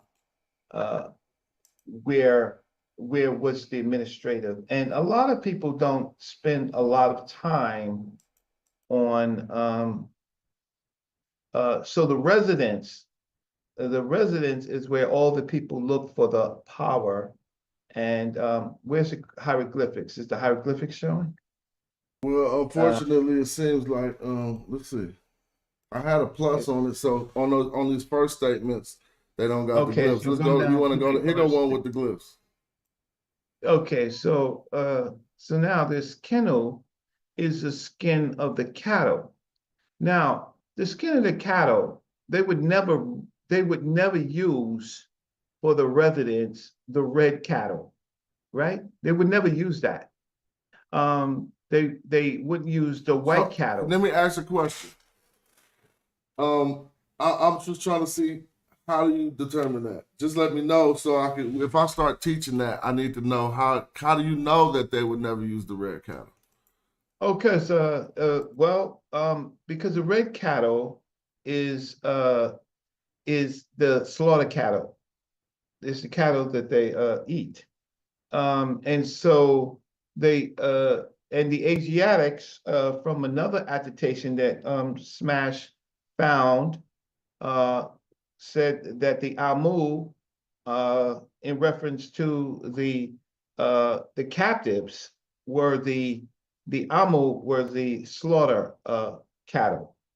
I was going to call you on that, but I actually ended up finding that. I actually ended up finding that because it was hard to find because it's buried. So this canoe, would they use the white cattle? Well, the white cattle or the bright cattle, the hedge cattle, is not attested a lot. It's more connected to in the Old Kingdom, actually, it was you would see it with you saw it in the pyramid text when it says when is see you when is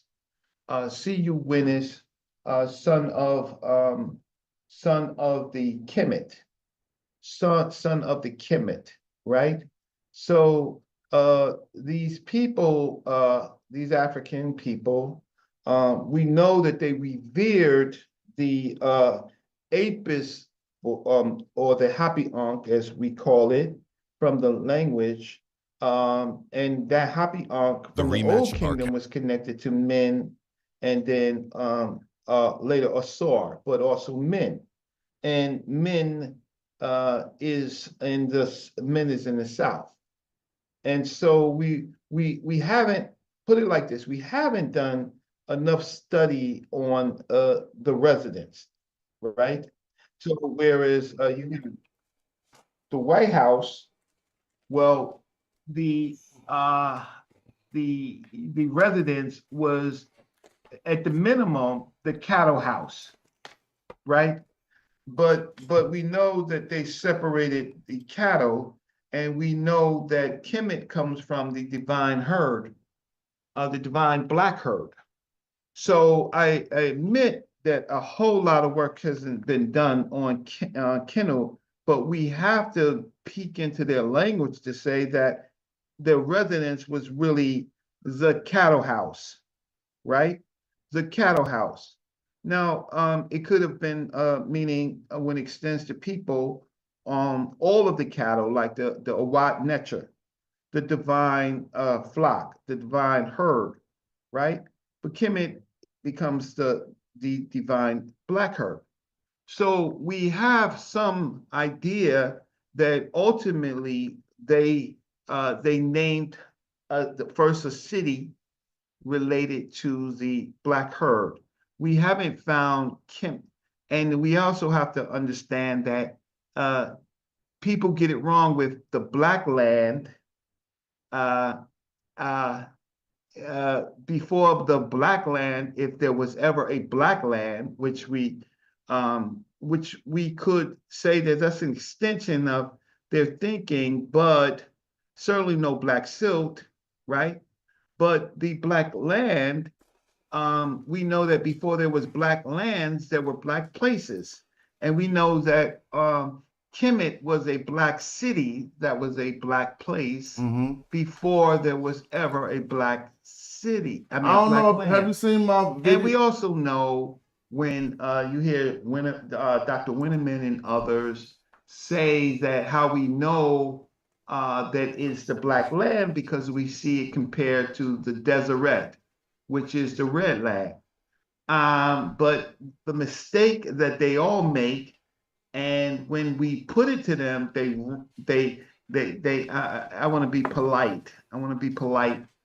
I don't have to be polite, but they fail to understand that in the sixth dynasty, and so we see attestations of not the black land versus the red land, but we see the black cattle and the red cattle. So we see the emir of the emir Kemet, and then we see the emir Kemet. Emir Deseret Ma. And so we see the herdsmen of the black cattle, the sacred black cattle, and the herdsmen of the red cattle, right? So that's a point that I agree you have to do more work on it, but I would say that, but I don't think that there would be a problem saying that when we say the residents, that is the Egyptological explanation, but it's really the residence is the cattle house, and we all know again that at some point it became the divine herd. Well, look, let me play this video, Reggie. I hope you've seen it before. My Rematch Our Cattle video. Maybe not. Let's see. All right, let's check this out. The Rematch Our Cattle.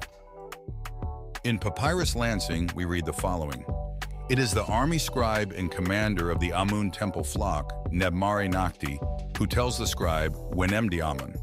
In this text, the scribe uses the phrase, Taz Bawem An, Tn Par Jamn for Amun temple flock.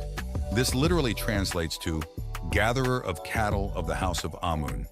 These are no cattle. This is a fighting contingency commanded by the army general Neb Mat Renaktu. In the tale of Sinuhe we read, Indeed, I am like a bull of who cattle in the midst of another herd. In ancient Egyptian, the word jam means young cattle. It also means youth, generations, offspring. His slaughterhouse was full of the enemy's children. The sacrificial cattle consisted of Asiatics. Let me stop. That's the one you was looking for, huh? His slaughterhouse consisted of the sacrificial cattle was Asiatics. Yes, I was, but I was looking for attestation, which I found. But this video is really a paper. It's really a very fine scholastic paper that makes this point of when we start looking at words for cattle, we see words for people. So the Remesh are a divine cattle because we have a people. So guess what, Reggie? This is hella funny. Yesterday we were in the back chat when we were reading the peace, Joey. We were reading the tale of Amenhotep the First, and he say, "I want to be back with my people." Then he says, "Menet F." And all the meta-natural readers was like, oh, he want to be with his people and his herd. And I had to be like, hold on, man. We already know that the herd is the cow. He's saying his particular group. He want to be amongst my herd, my Menet, right? And so we find that in multiple places. Continue, please. Yeah, so we are decolonizing. We are decolonizing what people think about Egypt. So when we look at the Book of Gates, we find clearly that that all peoples are cattle, right?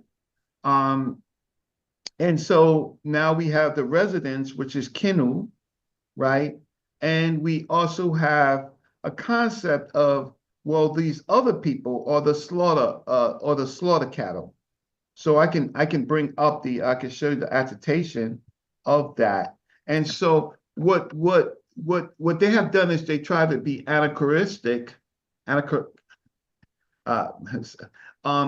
they try to do is they try to use modern terminology and put it on these ancient people and strip the ancient people by these translations from what their true thinking is. But when Smash does something like this, that the Ramesh is cattle, and then when you have the Menmenet F, right, his herd, and then you have the Aten script that says that God, that the the Creator has separated men from tongues and from skins, right? Then all of that stuff that they say actually goes away because they're not looking at Kemet as or the people as cattle, and that is precisely what the people, the ancient people did. So my paper is that paper that first proposed some of these concepts, and we have to look at more of Kenu, and we have to look at more of Ramesh, but we have enough already from the other attestations to say that they are cattle.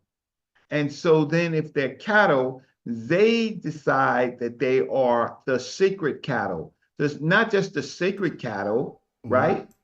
But the sacred black cattle, right?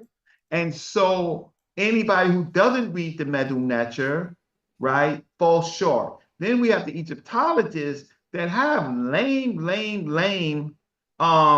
excuses when they're just looking at Kemet the first time. Now, myself and Smash and a few others, Dr. Ricketti's school and others, what we say generally is, if you haven't written a paper on the subject, then shut the F up.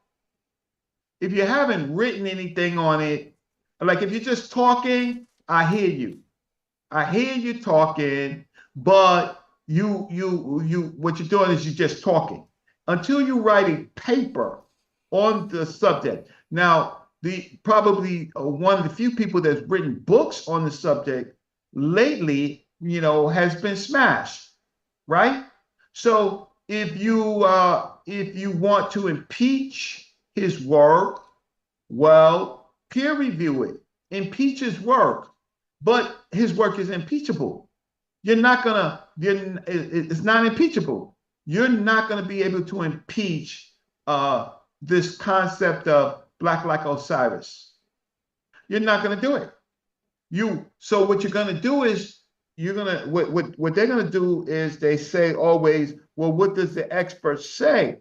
Well, if the experts are not writing about the subject, and the only few experts that wrote about Kemet was Nibby, and Nibby was very precise about that Egypt, her peers doesn't know enough about this word Kemet. And we've done shows on Alexandra Nibby's work, right? Which they try to ignore, but when I brought it up to someone like Karakuni, right? Then there's no explanation on, well, Kemet means the Black land. Yeah, but Nibby, who is written on the subject, who is qualified directly on the subject, right? Who reads the Medu Neter, right? Says that it's the Black city, and it was removed. It was Tameri and it was Kemet as a place, the Black city. But the question is, who is in the Black city? Obviously, the divine herd. You're right. You're right. I'm gonna play the rest of this video, but also I want to point out that we now are finding texts that you cannot translate back to Egypt, that you have to translate to the Black city or the Black community, because they use what they're calling the demonstrative pronoun in front of it, and they're trying to say this Egypt. This don't work. If you could say this Black community, see, you could say this Black city, you can't say this Egypt unless there was another Egypt.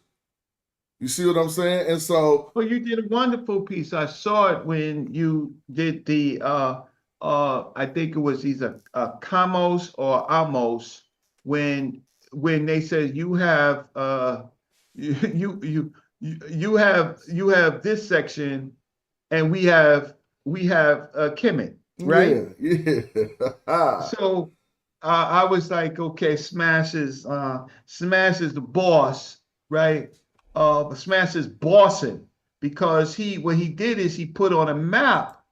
He put on a map what the text was saying. That's boss, right? And you know, yeah, there it goes right there. That is boss So we're right gonna there. ask the people right now, and we want y'all to peep game.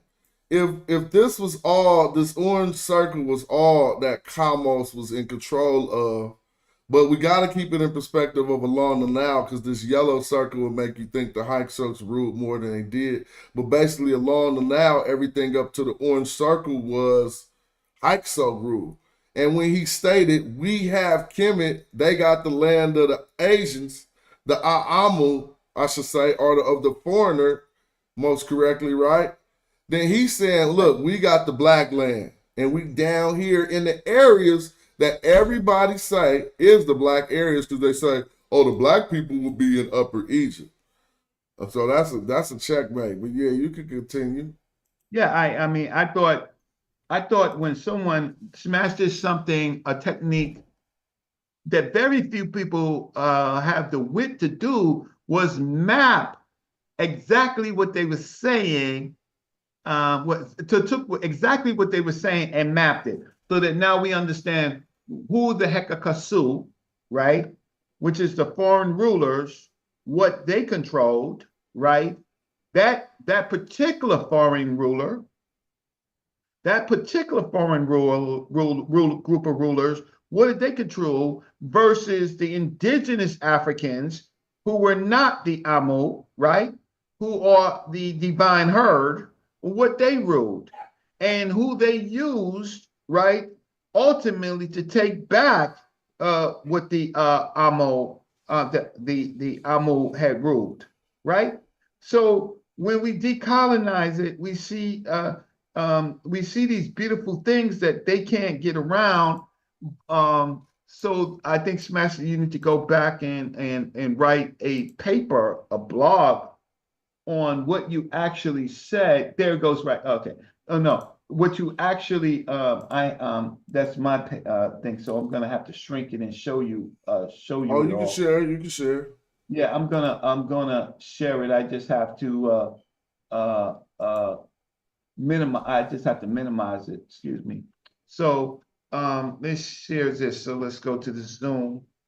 And wow, I was having problems getting on Zoom for some reason. I don't know what it was. Okay, so share. Oh, so okay, here it goes right here. So let me move it to a screen. So I am, as you know, I am still probably going to do some work on Sonetta's page. And Sonetta, I will never say anything bad about Sonetta. I will not. But there is a conflict that I can't, that's not going to be fixed because I was doing something on cattle on this red heifer, which is a red cattle, which finds itself in the Bible. I got a headache, so that's why I'm massaging my head. Oh, you got some water? Yeah, somebody said drink some water, man. Okay. Okay, so actually, I think I need some caffeine. So let me see if I can share this this thing. So where's this? Says share. Okay. So but I ultimately the video that I did got deleted. The video that I did get deleted. So all my work got deleted, and that was my time, right? That was my time on that, and I just I don't think that my work should be deleted. No, So here it goes right good. here. Here it goes right here, and you know, that's something I can't control, but I do respect. Okay, so his or her slaughterhouse was full, and then they say literally consisted of the children of the enemy.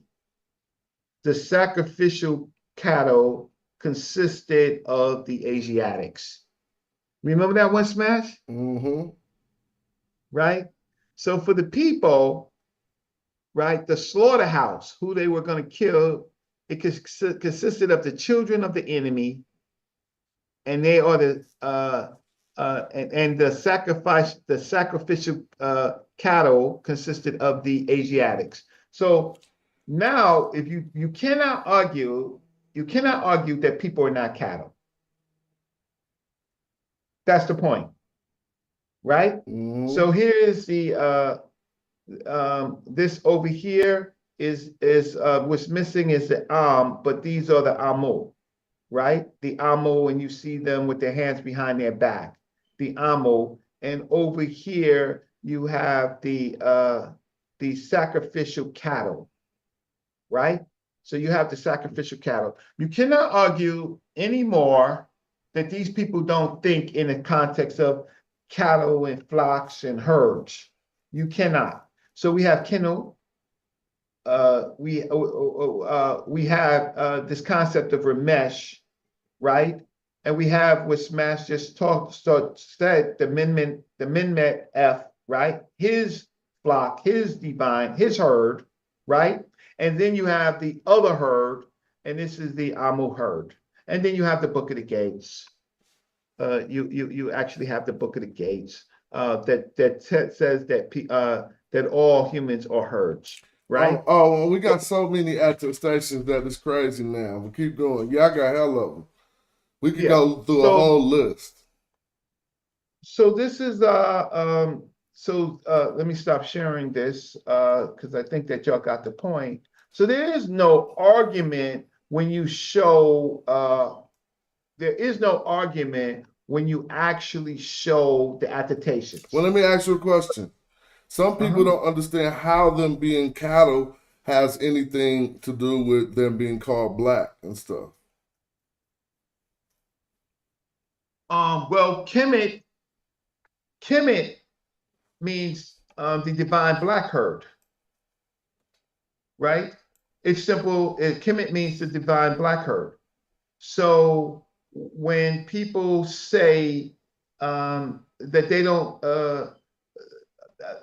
don't see the relationship, well, we just showed the relationship that all that peoples are herds. That's how they think of.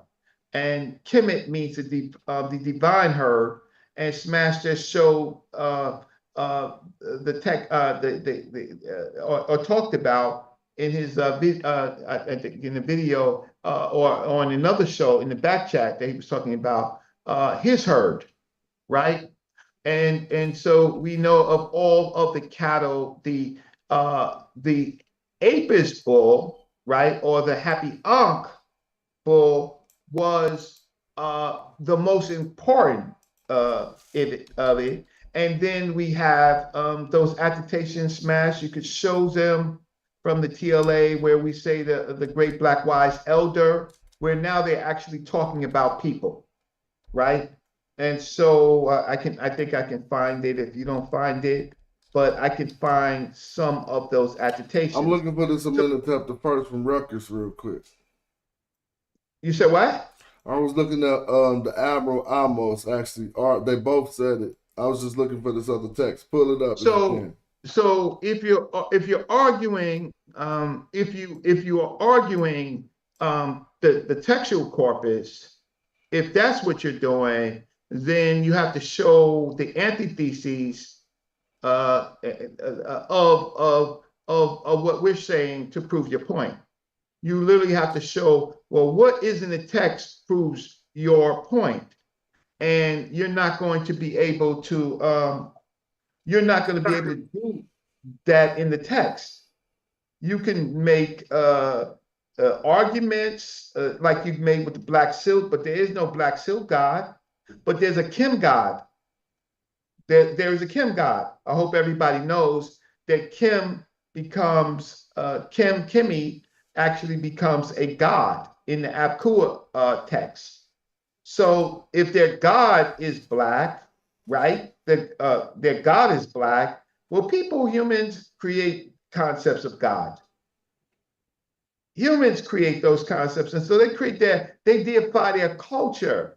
So the concept is being able, what they're not deifying the red cattle, They're not deifying the Amu cattle, which I just showed, which is connected to the slaughterhouse.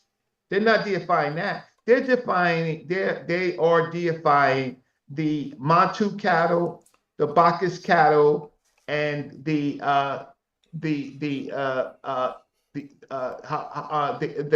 Apis cattle. So those type of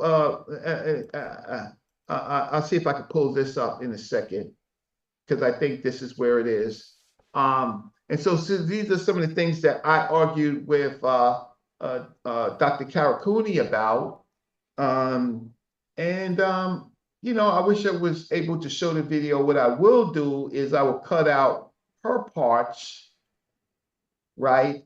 What she said, and just show what I said, but I could show it to you, the exhibits that I used, and a lot of the exhibits had to do with our work, our extended work with on Smash Rockwell show.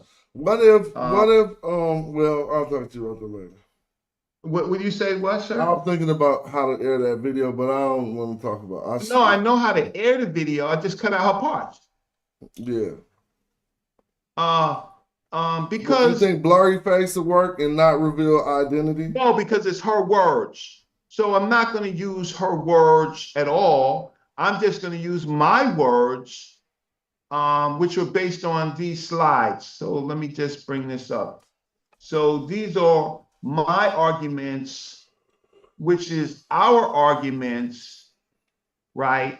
And I argued these arguments from her. Let's just see. Is anything showing? It's starting. There it is. Okay. So Egyptologists like to refer to this work by a scholar on what Kemet means as being the black one. Danielle Candelora. She said that Kemet means the black one, right? Or black land. She clearly says that, right? So she says it, the red one land. Okay, so she says right here, she goes, from these sources, a term, Kemet, translates to the black one / land. Got it? Mm-hmm. You see that, right? Mm-hmm. Okay, so what happens now is they do no work on the black one, they go to the black land, right? She's honest by at least saying the black one, but then they end up, then she quotes Bard, and then she says Kemet is the black land, but she leaves out the fact that it says the black one. So then, of course, you know, we do all these work, we look for attestations and stuff like that, right? And I gave her all the attestations, right? This particular one, I protected the black herd of Happyonk, right, in the Rock Tomb Amir. This one is really interesting because when it says I protected the Kemet, the black herd of Apis, right? Oh, Reggie, you are a boss. Oh, smash. Oh, you such a boss, because this text proved that they lying about the other text. When they say the time means this, Kemet, when it comes to the location, but why does it mean the black herd here? Oh, we got them. Because now if it means the black herd here, then you got to say the same thing with the other Kemet. It means the black community or the black people. That's correct. And then they also leave this important small piece out, which I'm going to talk to Brother Baba Bonacci, who works with Dr. Ikedi, right? Let's see something that's invisible. So I protected Okay, if you want to say this black herd or the black herd, right? But this Kemet, right? This Kemet, I protected the Kemet, right? Right? Or the black herd, right? Of Apis. The problem is do you see this invisible thing? Let's follow this, Smash. We have a dual determinative. What's a dual determinative? When we see two classifiers to determine what the word is. And what is it? A bull and a nature. A bull and a seated figure, right? That ain't a nature? Well, okay, right? Oh, yeah, okay, yeah. then over here, right? Uh-huh. So it says the black herd. This is the black herd, Mm-hmm. and it's a man. Okay, I got you. And then they describe happy, which is Apis, and a man. So help me with this dual determinative. I don't know if Chris is here. Oh, no, I'm with you. I'm with you. Keep going. Right? So how you want to do it? Huh? Say what? How you want to do that determinative if the rest of the text uses that? Because we see hap right there too, right? And hap has that same determinative after it. So it might be an instance that they are talking about the divinity of the herd. But if you want to take it as a man sitting there, it would be my herd or something like that. But nevertheless, it's a dual determinative, and it represents this figure and this figure. So you're going to tell me that this figure is black and this figure, this God has nothing, this divinity has nothing to do. It's the divinity of this black herd, right? So you're going to tell me that the divinity doesn't exist? Well, then you lose, because then we go here. You lose that argument real quick when you deal with here.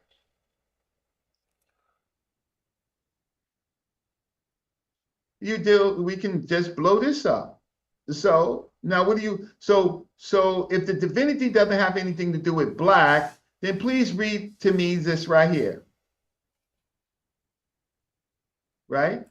This is praise, Hesh, right? Kim. Let me blow it up a little bit bigger. Praise the black one. Praise the black one, right? So, praise the black nature. So the nature here is black. Am I wrong? Kim and the Horus, if the nature ain't black, then they gonna have to say Kim is black. I mean, there ain't no way out of this. Because what would you say? Like, it is no way out of it. It's either blackness is divine or the nature is black. There's no way out of it. And so when you give them this text, they end up choking up. And then I had given all of our things from Senwar Set III, where you got to remember, prior to me bringing this up, finding the Senwar Set hymn, no one saw all the attestations of Kemet with the people, right?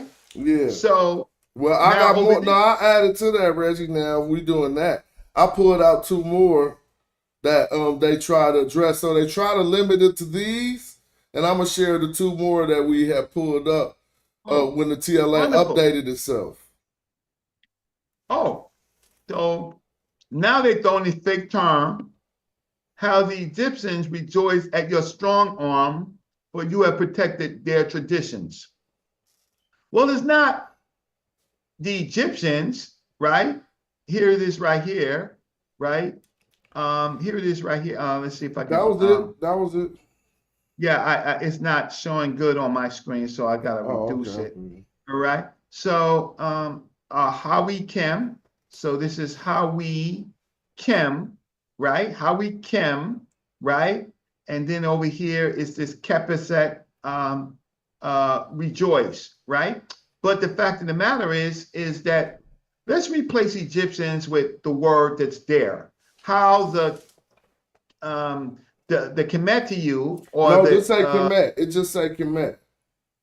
it says, yeah, but it's plural. So in order So to do that, we're going to receive it as a collective of black people, because remember Sonoran and both Diop agreed that in order to say black people, they would have said Kemet.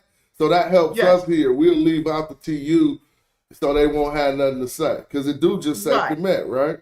But it's a collective of It black is. people, Of people. right? Mm-hmm. So how's the collective of black people rejoice at your strong arm, for you have protected, watch this, their traditions. So when you do that, what's their traditions? Happy Ankh, right? Mantu, Bukas, the Bukas, right? The black kites, Usars, the Kimware, right? All of those are their traditions, right? So you have that. Now the problem is that he has come, he has ruled. Now they insert the black land. So here he is, this ENF Heck. He has ruled NF Heckenf.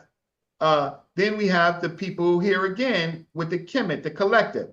But now they insert, he has ruled the black land, and then he says he has placed the Deseret in its midst or on its horns, however you want to do this F right here. Yeah, on the right? Right, on his horns. But they want to say it's in the midst. But they fail because just because you see this over here, the Deseret, which is not necessarily the black land, but really a red place. The Deseret is really a red place. This Kasu, it doesn't mean land. It's a place. So it's a place. It's not a land. But they insert land here, like they try to make Nuit land.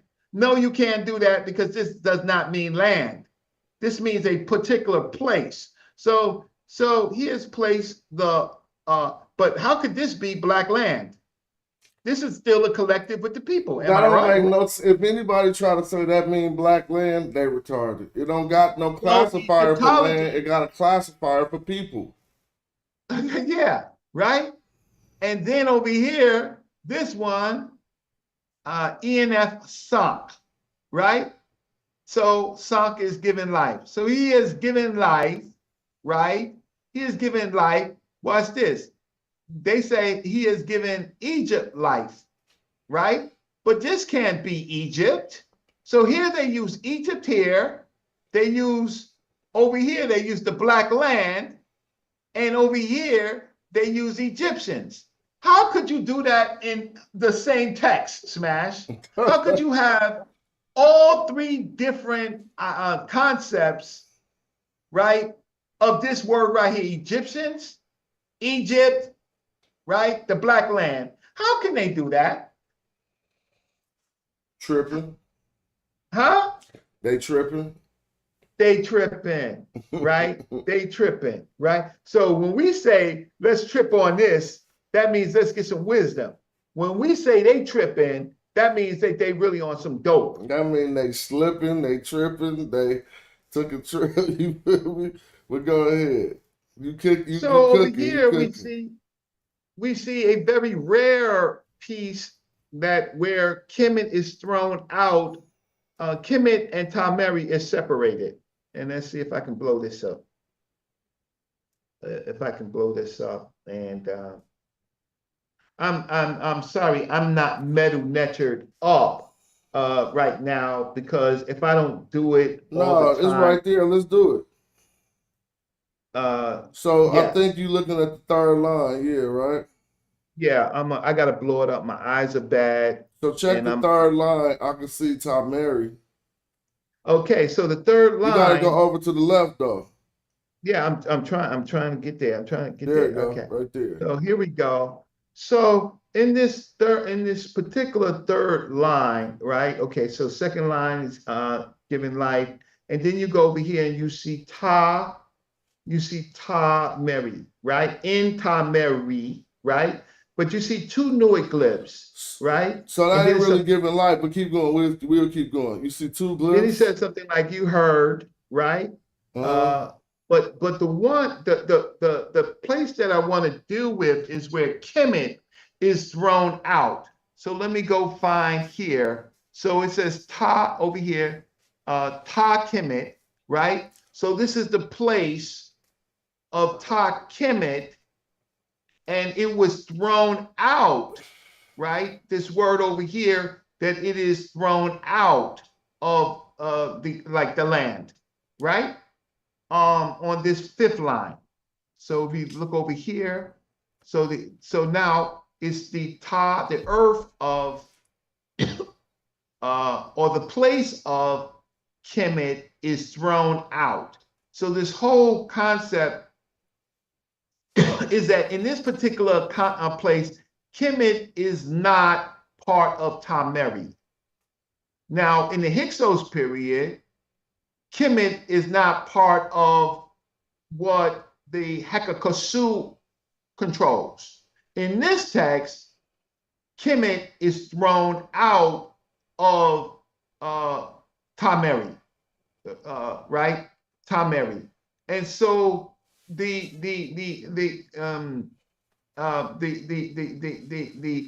then what does Kemet mean? What does Kemet in this context means? Kemet is related to, in this particular, a place, but who's in the place? The place is, this was the word over here, to be ruti is to be outside, and this word over here is to be strike down, to be thrown out, to be thrown in, to leave, right? So we have it here. So if Kemet was the land, how could it leave? How could it leave? How could the land leave? Smash, see, that's why you need Smash Rockwell. How could Kemet leave? How could the land leave? It don't make sense, huh? That's hella funny. You killing them with this right here. So I'm talking to her with sources, and she's just talking. She's just talking. Yeah. So Kemet was thrown out of Tameri. That meant that the community of black people got up and moved somewhere. Because if we know that they got the Asiatics, we have Kemet. You see what I'm saying? We got to use all these sources together and see how they view this community. Exactly. Right. So do you have any? So let's read what she says about it being thrown out up there. I'll read it. It says in lines 2 and 3 of this passage, Ramses III tells us that Ta-ni Kemet, written with the town determinative, was thrown outside. The meaning of this term was studied by Jean-Marie Cruchten in 1981, who showed that there can be no doubt about the meaning of this passage, which he translated "etier jeté." I can't do no French. No, exterior. Yeah. The exterior, meaning thrown out, basically what's being translated as being thrown out, being pushed outside. But what is this text saying exactly, right? And so the whole text is about Tameri, which is the two, here it goes right here, is the two communities, right? And then you have this, then you have a situation where down here, where Ta and Kemet, right? Like the land can be thrown out. Ta and Kemet, and then you have this this Hau right here, Hau, and then you have this word over here, Ruti, thrown outside. So how they think about these things is really kind of like is really problematic, right? Because they get confused. They don't think that we know that Kemet means people and community, right, rather than land. So their ideas is always to convert it to land, even when it doesn't make any sense. Hold right? on. But, I just was reading further, but you can keep going. I don't want to just, yeah, we'll read it later. No, I'm just Yeah, keep cooking, you cooking. yeah. So so when we start looking at the words from the dictionaries, we see the Kemet, which is a herd of cattle, right? A herd of black cattle, right? But they like to leave out the black. I got that. It's a collective noun, right? Because you see the cattle with the 3 strokes. So it's a collective noun, and it's a collective feminine noun. And then you see this word over here, this Kemet over here, which is also a collective, which is a holy herd, but it's a holy herd of black cattle, right? Over here, this is where they play with us. Over here, where they say Kemet is the black land, and Newick is a city town. But if you go back to the earlier part, you see that that Kemet was thrown outside of Tamari. So how could the land be thrown out? It doesn't make any sense.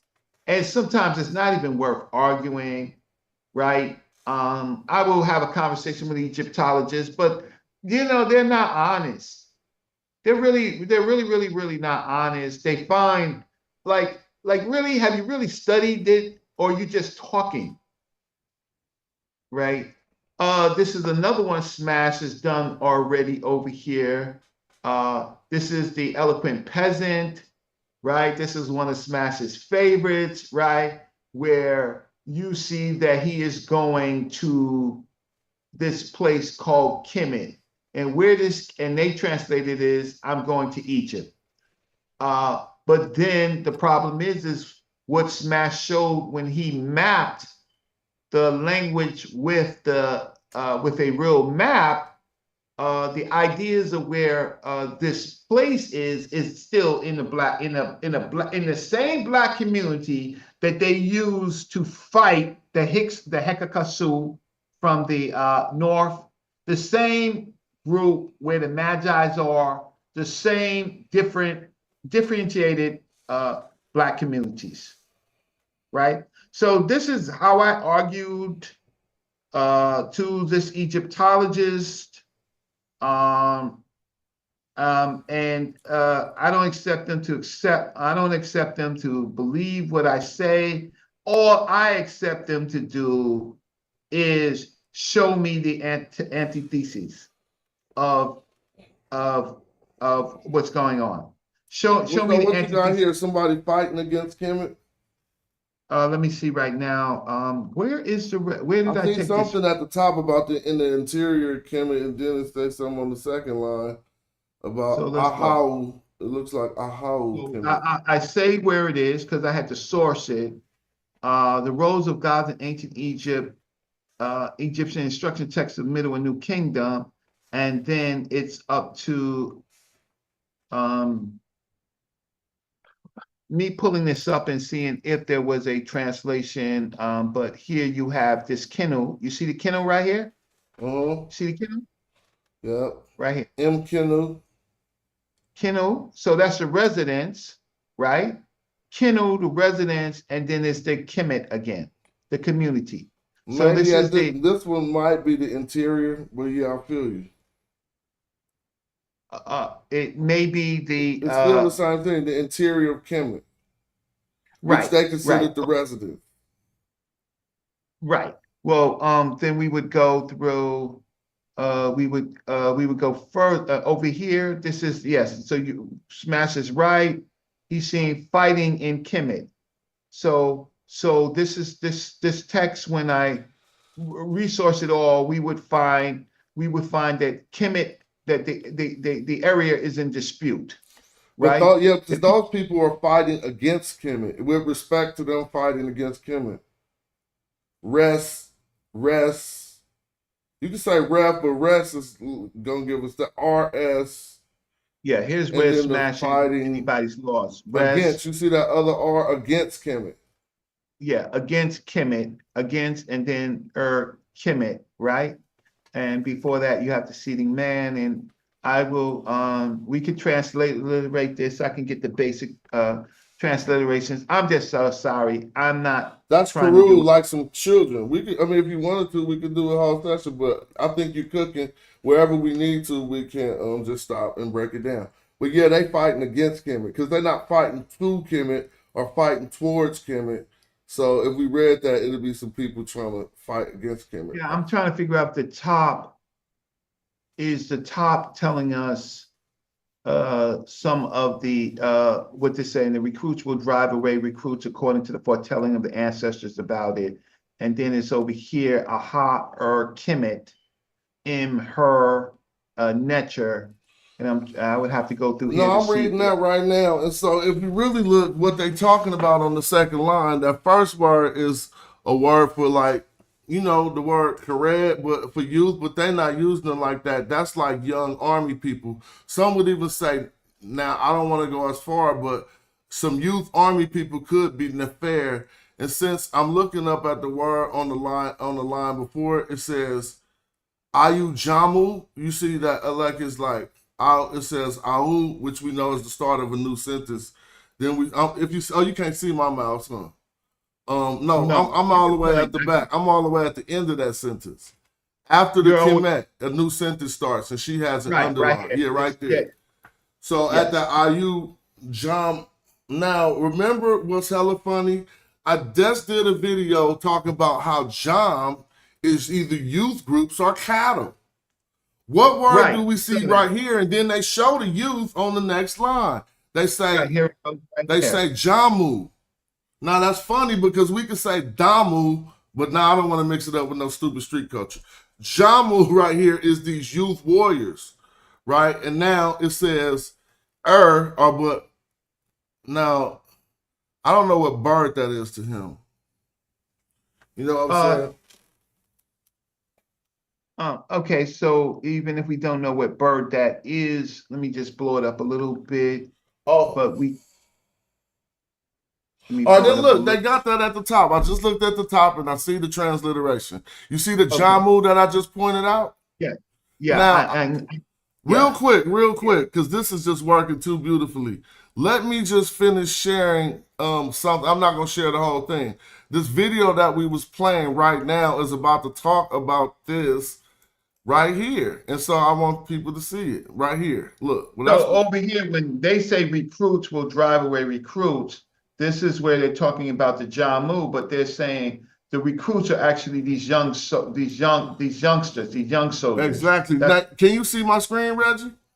I'm stopping. Unshare real quick and just listen to this part real quick, and everybody will be able to see this. The herd. In ancient Egyptian, the word Jam means young cattle. It also means youth, generations, offspring. Now let's just trip off that because we just encountered a word that we could have translated as cattle, but now we know since we seen the little people behind them when we encountered it, that it was actually offspring, youth, or generations. I'm stopping my share right there. No problem. And this text says recruits. The text that I was showing, they take the whole soul out of it, and look what they do. They make it recruits. So they remove the cattle concept out of it, right? Right. Yes. YouTube. Hold on. All right. So that's fair. I wasn't on YouTube for a minute. My bad. That's fair because they recruits. They just saying John. These young recruits. Two, they're in the direction of. I would say that's a two preposition unless you know that is a RAI word. You know. So what is AIR? I don't know. Now. Say it again. A what? I'm gonna look up at that transliteration. After John, they put a me. See? After the Jamu. Where you at? Right there at the Jamu. Now look on the line we looking at. Oh, they said Jamu RAIR. That's that word right there. So they said to AIR, and that's not a location. It seems like an action. Normally, if you got a two before something like this, is it going to be a harm? It might be a, because it means that's an aggression. Next, but it also got Jamu after it again. Here go another Jamu. You see that? So they're talking back about the youth. I don't want to throw us off, so just to run through it's fun. Recruits by the young people, the young cattle. They're basically saying the young The cattle, youth, yeah. which are the young cattle, right? The young cattle fight against the young cattle, right? Now it says and that like, then it says Siru. So let's see what they translated Siru as. There goes Siru right here. One fought against Egypt and the necropolis by hacking up tombs. No, that's a different line. Recruits, that's their young people. Recruits will Right. drive away recruits. You said young people will fight young people. See? Recruits will drive away recruits. Now it says like, but they say according to the foretelling of the ancestors. Let's show how that shows that. It says me Siru in Tepiu. So the Siru, I'm thinking, but they got the people with their hands to the mouth. So this is the foretelling of the in belonging to Tepiu, those who are upon the Tepiu is your ancestors. Tepiu remember me and John, I'm in the way of it. I'm gonna move myself off the screen. Me and Jonathan Winterman was talking about the Tepiu on that text we seen where it was showing So those who are the ancestors rest I'm saying with respect to it. Someone can translate this rest different. Shout out to Dahudi for tapping in. This rest with respect to now the it is the fighting against Kemet. Now what did they say? They say one fought against Egypt. Okay, yeah. Right. According to foretelling the ancestors about it, I said with respect to it, telling the ancestors with respect to it, about it. So over here they say within the necropolis, right?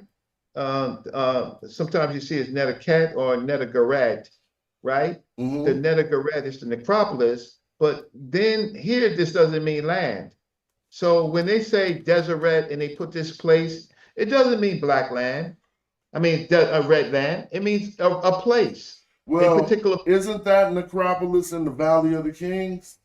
They put tombs in the mountainous areas too, right? Oh no, this is earlier. This is when these are the nomarchs fighting. Okay. So this is the nomarch I think Keti's Keti talking to Merikari. Okay. This is Keti talking to Merikari about what had happened during the nomarch periods. But right? I don't want to mess up the show because cats leave when we read too much metal netter. So let's just sprinkle them with it and keep teaching the English. So just keep it in the butt. Because if I get stuck doing that, they'd be like, "Oh, we out." Start complaining. So keep it. Okay, so yeah, and then Smash did this, and I brought up all of these things that we talk about on this show to Karakuni, right? So we have Kim Set, right? But look at the iconography, right? What's going on with Kim Set, right over here, right? This Kim, right? Kim Set, she's got the bowl in the M, right? And the doorknob, right? In the E, and the T. So this is Kim Set. Everybody see that? And blow it up. Let's blow this up. But let's look at the iconography of Kim Set, who is what would Herman Rank say? Her name is the black woman. Kim Set? Oh, hold on. What would she say? I mean, it's a name, but the name would be. It mean the black woman, man. Yeah, right. So yeah, the black woman Kim Set, right? And what you have is her. And then in back of her, there are I guess slaughter bulls. But you see the iconography of cattle. That was my major point, right? But she's the dark black woman. But look at the iconography. Here's the black cattle. Here's the black one who is the black cattle, who is a female, right? Who's a Kemet. And then following her is the other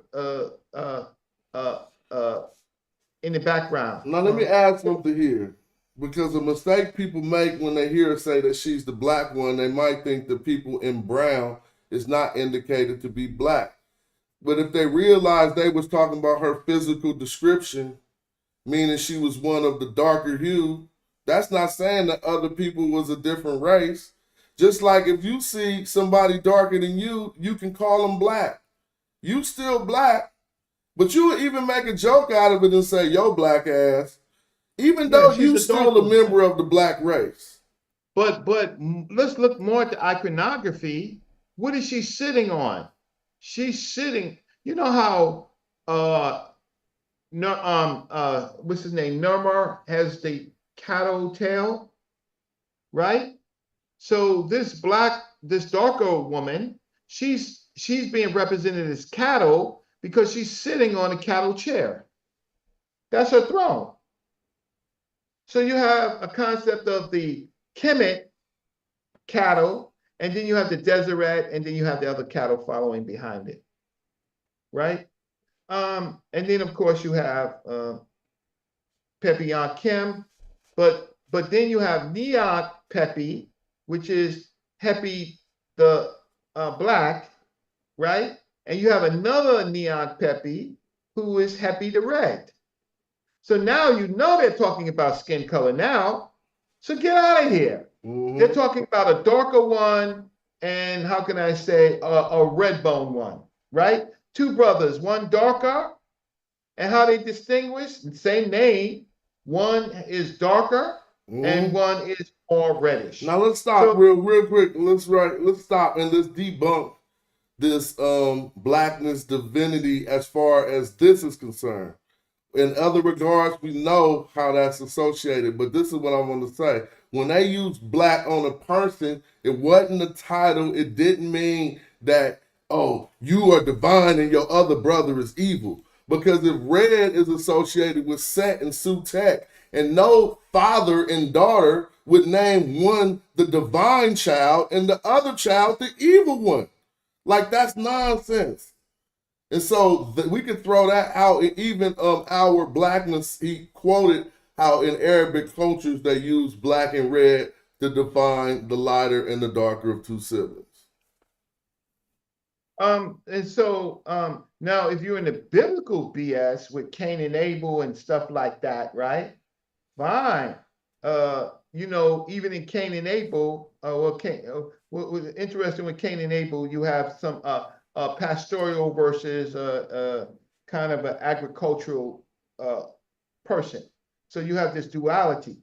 In this context, you have a darker African son and one that is browner. One is neither of them is evil, right? They're just a description of the two brothers. Exactly. As simple as that. And so I can go on. I didn't want to, but these are the things, these are the concepts that there's the cattle iconography.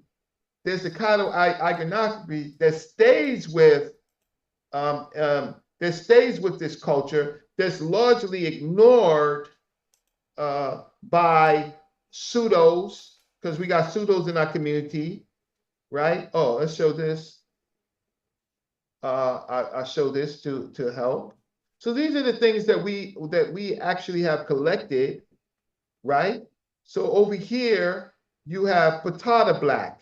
So where's Patata Black? So let's go find Patata Black. Okay. So do I have it? Let's see. Where is it here? Okay. So one of these patas is going to be this pata with the seated man, right? Shesep or something like that. Mm-hmm. So here is pata Shesep, and here is pata Shesep. Oh my God, bro! You didn't kill me. That's pata Shesep. Oh, you want to say pata Shesep, Kim? Yeah. Because that's his name. Mm-hmm. Shepsu Pu, they say Shepsu Pu Patakim. I like the Pu. Because if you take Shepsu, that is Patata Black. But it still makes sense. Yeah. This is not my translation. This is the translation of Egyptologists. But here we have, so no one's saying that these are also brothers. One is the black right? And one is just Ptah, Sheshep. But this one is the darker one. There you go. Oh, hold on. Let me move off the thing. Hold on. Let me move off the screen. Because they say it's behind my head. Go ahead. So the offering niche of Sabu, EBB, in the Cairo Museum, right? This is where you can find it from. I didn't put the link. So sometimes people gotta just do their homework. That's where they was talking about Kim the Black, and then of course we got a dog that's black. So here, let's look at this dog that's black. So okay, so guess the dog got a black skin. Let's see how they do this, because they want to argue out skin coats, color coats. So this dog over here, right, which is like bad, and then it says Kimmy, right, Bay Kimmy, which is his name is Blackie. The dog name is Blackie. So the dog can be Blackie, right? But humans can't be Blackie, right? But here, what's the thing is, the determinative is the dog. No one's saying that he's like the sacred divine. They're just saying now we're taking into context the color of the dog, and his name is Blackie. Even though I forgot, I don't know if this is one of the Pepe. I don't know if this belongs to Pepe. So let me see who this Blackie belongs to. So you saying when they call a dog black, they accept it as being a black dog. But when they call a man black, they don't accept that, huh? That's what I'm saying. That's what I'm saying. So skin coats is in context of animals, but when it comes to men, no, of course not. Of course not. And so I messed this up. You know, when you're cutting and pasting, and so I messed up in my article, but this basically says over here, it starts here, I protected the black herd of Apis from the stock bulls, which had strayed from the herds, were made for them decrees of administering upon the earth. So that's this text over here, right here. But I wanted to make the point of the black herd, and I should have done a better job, but I protected the black herd of, which we saw already, of Apis, right? And then it says that that has strayed, this word over here, this pi, strayed from the, interesting, watch this, strayed from the herds. Help me with this, Smash, right? Where you at? Let's show me. Where we at? Now watch this. This is interesting. So I protected this, or the black herd, the black herd, right, of Apis, right, of Apis, and there's a cattle, the man, this double determinative, M-pa-I-E, that is strayed, right, and this over here. But you see this word right here? Normally we would say that this word, Smash, would be Hemet, right? We would say this is Hemet, right? The wives, right? Okay. So, but the way that they do it, right? But why are they talking about, watch this, why are they talking about cattle, but then all of a sudden insert human figures? Well, that's a very good question. Right? So why would they do that if there wasn't a kind of dual concept of herds and people? So basically, translation says, I made them the cows of the herd. So the cows of the herd, right, all more divine than the black herd. I made the breed even purer than it was originally. Now watch this. I enlarged their boundaries choose their accustomed places, which others had taken for themselves for fields. Their boundary stones were set up engraved with thy name, right? Are they talking about cattle or are they talking about humans? What are they talking about? I think they're talking about humans. Yeah, I think they're talking about humans too. So there's a duality of humans, and then it's connected to hate, to Happy Ankh, which has a black god at the end, or has a god at the end, a divine. So we can go. But someone can say they might be talking about cattle, but let's continue. I'm not trying to hold it up. I will get back to that after you finish. Well, I have more in my paper. These are just the concepts that I pose to that Egyptologists, because my paper, my paper stands for itself. But but Kemet, if they're talking about cattle only, and they're not talking about humans, but then you get this right here. So what are they talking about right here? Now they are talking about humans. Now they are talking about humans. They ain't talking about cattle. But over here, and they're not talking about the inhabitants of Erebus. No, then, that's a lost argument. So this Kemet over here and this Kemet over here, what's really different? Only the determinative. Only the classifier to let you know what they're talking about. Right? But that's why we can say that this is a divine herd, divine black herd. So why isn't this the divine black herd? Why aren't these humans a divine black herd? Their arguments died, right? This is the work that we do easy on Smash Rockwell. We do this, we do this all day. We do this all day, every day, and we do it with the glyphs.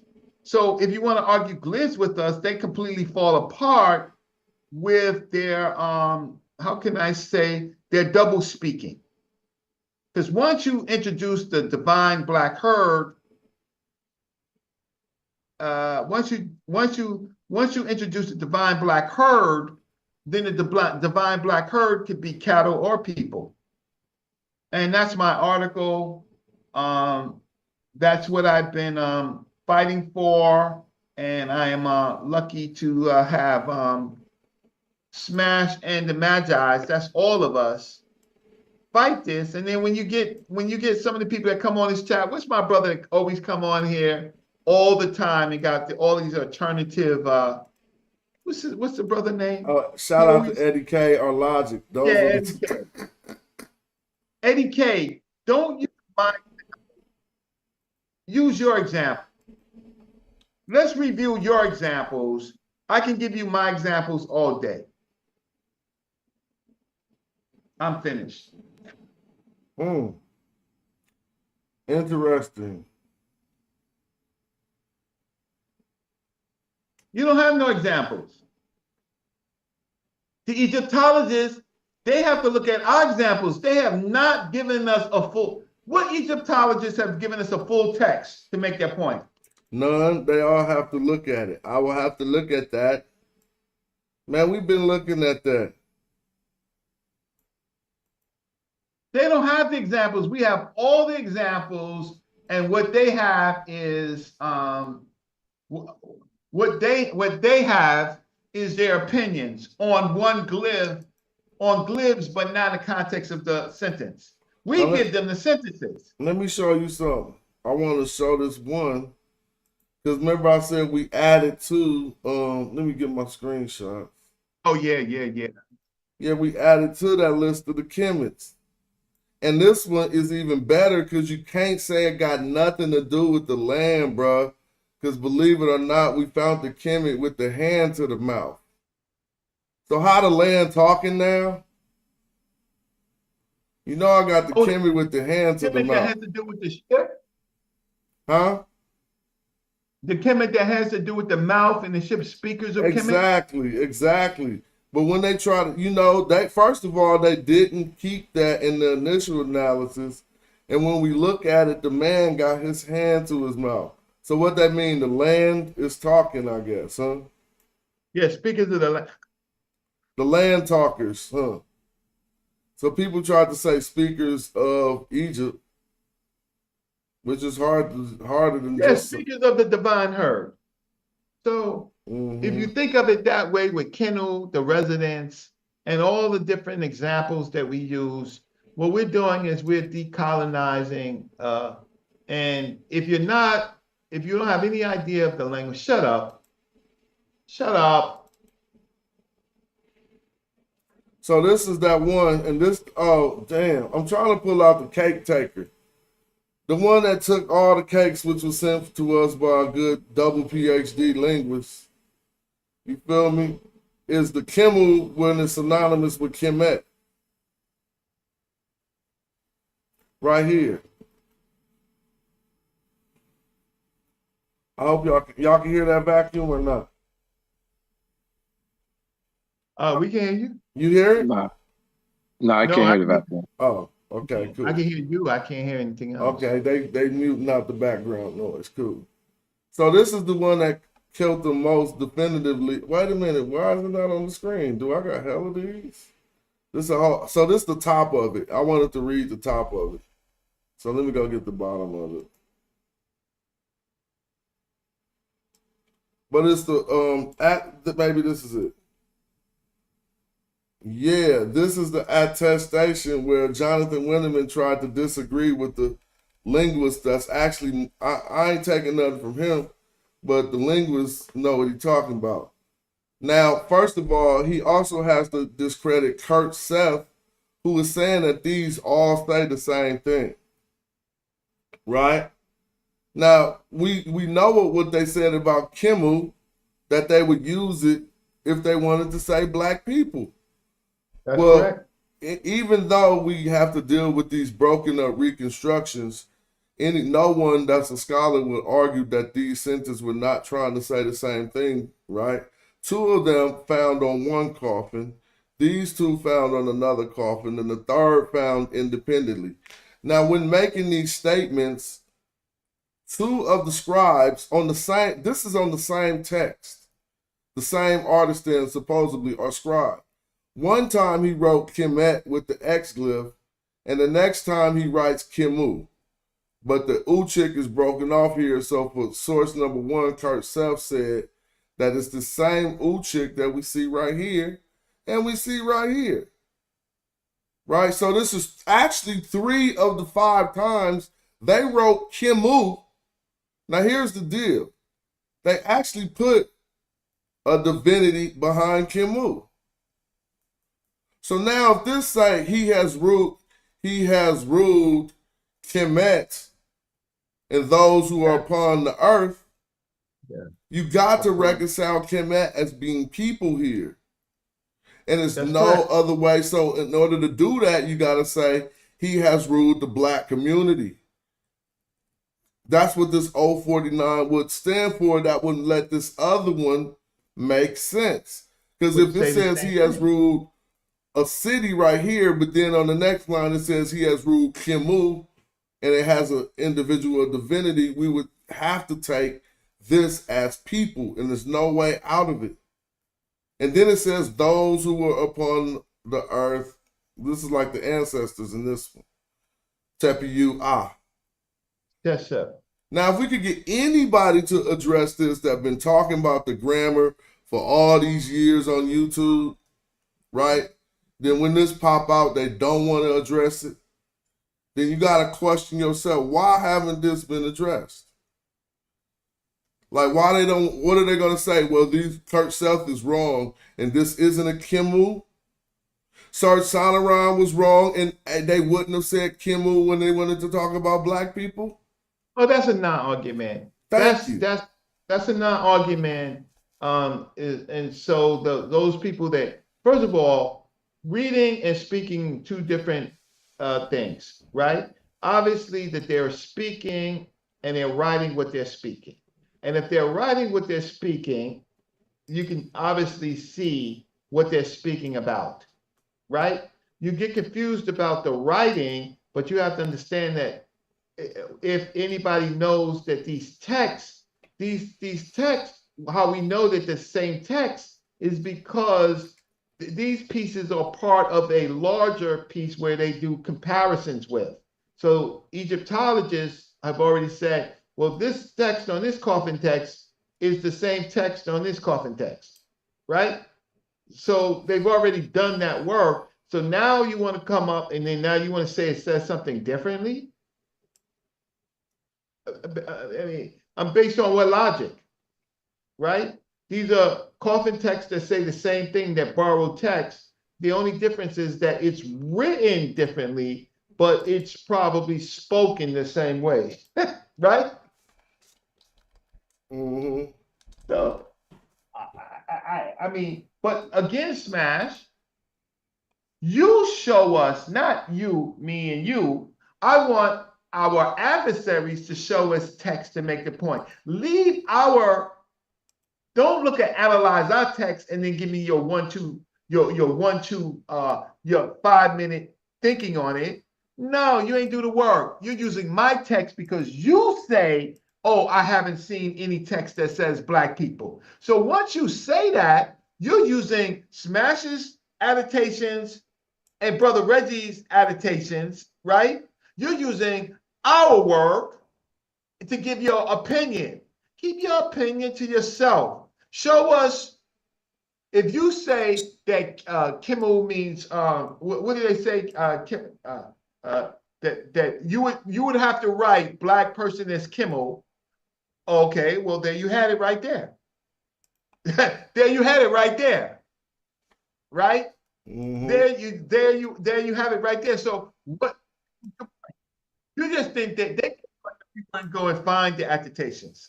Hey, so look, somebody just asked in the chat, and I guess it must have been inspired by some pseudo show the other night, where they were sitting there saying they didn't call Egyptians Negroes. Like, I don't even know what these dudes are doing anymore because their information, I falsified their whole 5-hour video with this video, the 3-minute video, while they were sitting there talking. And so let me share this for anybody in the chat who asks, were there Negroes in Egypt or whatever, which is a crazy question. Well, let's just trip. Several Egyptologists and scholars used racial terms, including Negro, to describe ancient Egyptians, Nubians, and other ancient North Africans, reflecting the racial language of their time. Sir E. A. Wallace Budge, an influential British Egyptologist of the late 19th and early 20th centuries, referred to both Nubians and Egyptians as part of the Negro race in some of his works. In Egyptian Language, 1910, Budge stated, "The ancient Egyptians belonged to the dark-skinned races and must be considered closely related to the Negro races of Africa." Flinders Petrie. In his 1939 book, The Making of Egypt, Petrie described pre-dynastic Egyptians with features he associated with Negroid elements. The racial type, which was evolved and predominated in Egypt, shows a fair proportion of the Negro element, mixed with other types. Champollion the Younger, Jean-François Champollion, known as the father of Egyptology, made notable observations of the people depicted in Egyptian tombs and artwork during his expedition to Egypt in the 1820s. He described the ancient Egyptians as black-skinned with frizzled hair in some of his writings. In his letters, he noted, "These Egyptians were true Negroes of the same species as all the natives of Africa." Count Constantin François de Volnay, a French historian, philosopher, and politician, made influential observations about ancient Egypt and the appearance of the ancient Egyptians during his travels in the late 18th century. In his work Travels in Syria and Egypt, Volney famously described the ancient Egyptians as having physical features associated with black Africans. His observations became some of the earliest European references to the African roots of ancient Egypt. Here's a well-known quote from Volney on this topic. "The Copts are the proper representatives of the ancient Egyptians. They are of a melancholy, swarthy complexion, with a very moderate beard and thick lips, still retaining the resemblance to the African race from which they are descended. Additionally, in reflecting on the racial implications of these features in comparison to European depictions, he said, "Just think that this race of black men, today our slave and the object of our scorn, is the very race to which we owe our arts, sciences, and even the use of speech." Anyone who tells you Egyptologists did not call Egyptians or North Africans Negro is only showing his ignorance about the subject. Well, just Okay, well, they said, Smash, the Naheshi groups are Negroes, right? Budge listed all of the Naheshi groups, and he described all of them, the Magi's and the rest of them, right, as Negroes, right? Mm-hmm. So you can't take it back. So the Naheshi groups or groups, so you're going to tell me that this particular group that you're calling Egypt, that they're not mixed with these people, but you have Kimset, who I just showed is a wife of Mentuhotep with the rest of his wives, right? So you're going to tell me that the Naheshi groups were not in Kemet? I like miss me with those fake arguments.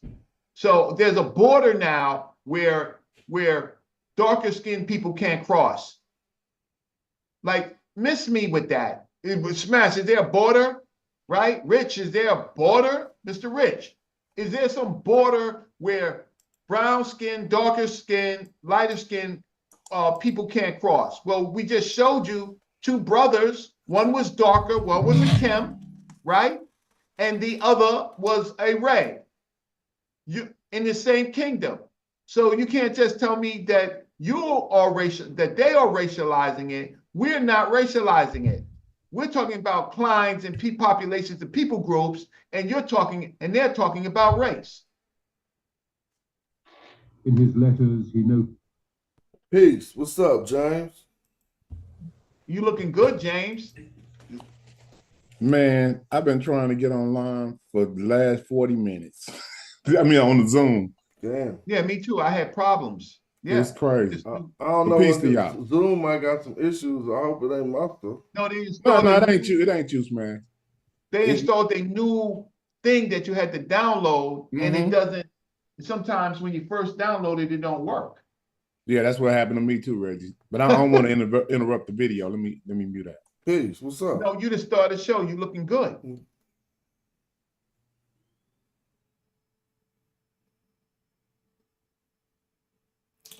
But what was you saying now?